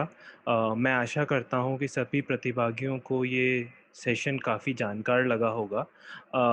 जिस तरह से चित्रा ने बताया था कि स्टार्टिंग में कि ये सेकंड सेशन है हमारी 4 सेशन सीरीज़ का ह्यूमन ट्रैफिकिंग में। जिस तरह से इस राह में हम आगे बढ़ते जाएंगे, हम चाहेंगे कि और लोग आके इस प्लेटफॉर्म का यूज़ करें और बोलें। With this we are closing this session now. मैं शुक्रिया करना चाहूँगा मेघा का, रेस्क्यू फाउंडेशन का, जो मेघा ने जिस तरह से हमको ऐसा शेयर किया, उनका पर्सनल एक्सपीरियंस शेयर किया कि किस तरह से एक ट्रैफिकर को स्पॉट करते हैं। मैं शुक्रिया करना चाहूँगा नीलेश जी का, उन्होंने हमें बताया किस तरह से अवेयरनेस क्रिएट कर सकते हैं ह्यूमन ट्रैफिकिंग में, क्या कारण होते हैं ह्यूमन ट्रैफिकिंग के। एंड हमारे ट्रेनर्स का रवीना एंड सोमश्री का, जिन्होंने हमें बहुत डिटेल में बताया कि how we can be a first responder. And a very special thank to all our participants, so जिन्होंने इस सेशन को ज्वाइन करके हमारे साथ इस क्राइम के अगेंस्ट फाइट करने के लिए एज अ फर्स्ट रिस्पॉन्डर बनने की राह को कुछ। Thanks a lot for joining the session, and hope we'll see you in the next coming sessions as well. And with that, I आशा करते हैं कि हमने आपके सारे questions का आंसर किया होगा, but समय के अभाव के कारण अगर हम कुछ क्वेश्चंस का आंसर ना कर पाए हों तो हमारे को ज़रूर ईमेल करिए आपके क्वेश्चंस info@space2grow.com, and हम info@space2grow.in, and हम my bad, info@space2grow.com, एंड हम आपके क्वेश्चंस का आंसर करेंगे उसके ऊपर। एंड कुछ भी और चीज़ हो तो please feel free to write on info@space2grow.com. I'm just sorry. I think it's a small miss. It's info@space2grow.in. So please mail on that email ID. Thank you so much, Himanshu. Just before we end, I think वो poll जो हमने launch किया था, काफी लोग बीच में कर नहीं पाए. I know it's too late, but still we would really appreciate. I'm relaunching the poll. Please poll आप वो vote. Just give us quick feedback on the poll, please. I'm just leaving the poll online.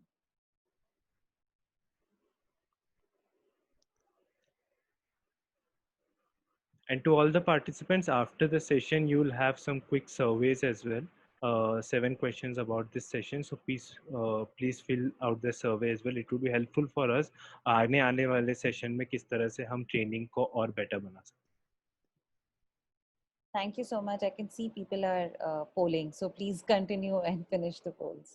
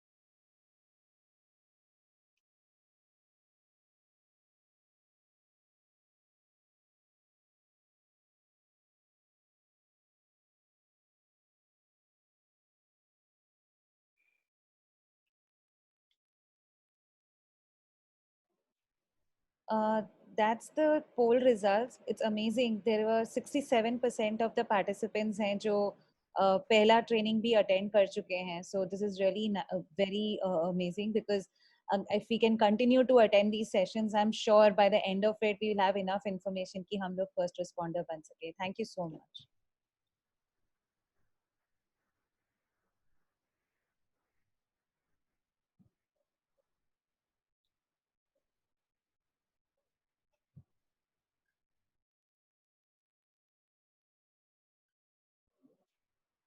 Thank you. Thanks a lot, all of you participants, for attending the session, and have a very happy Sunday. Thank you so Thank you. much, everyone. Happy fighting the crime.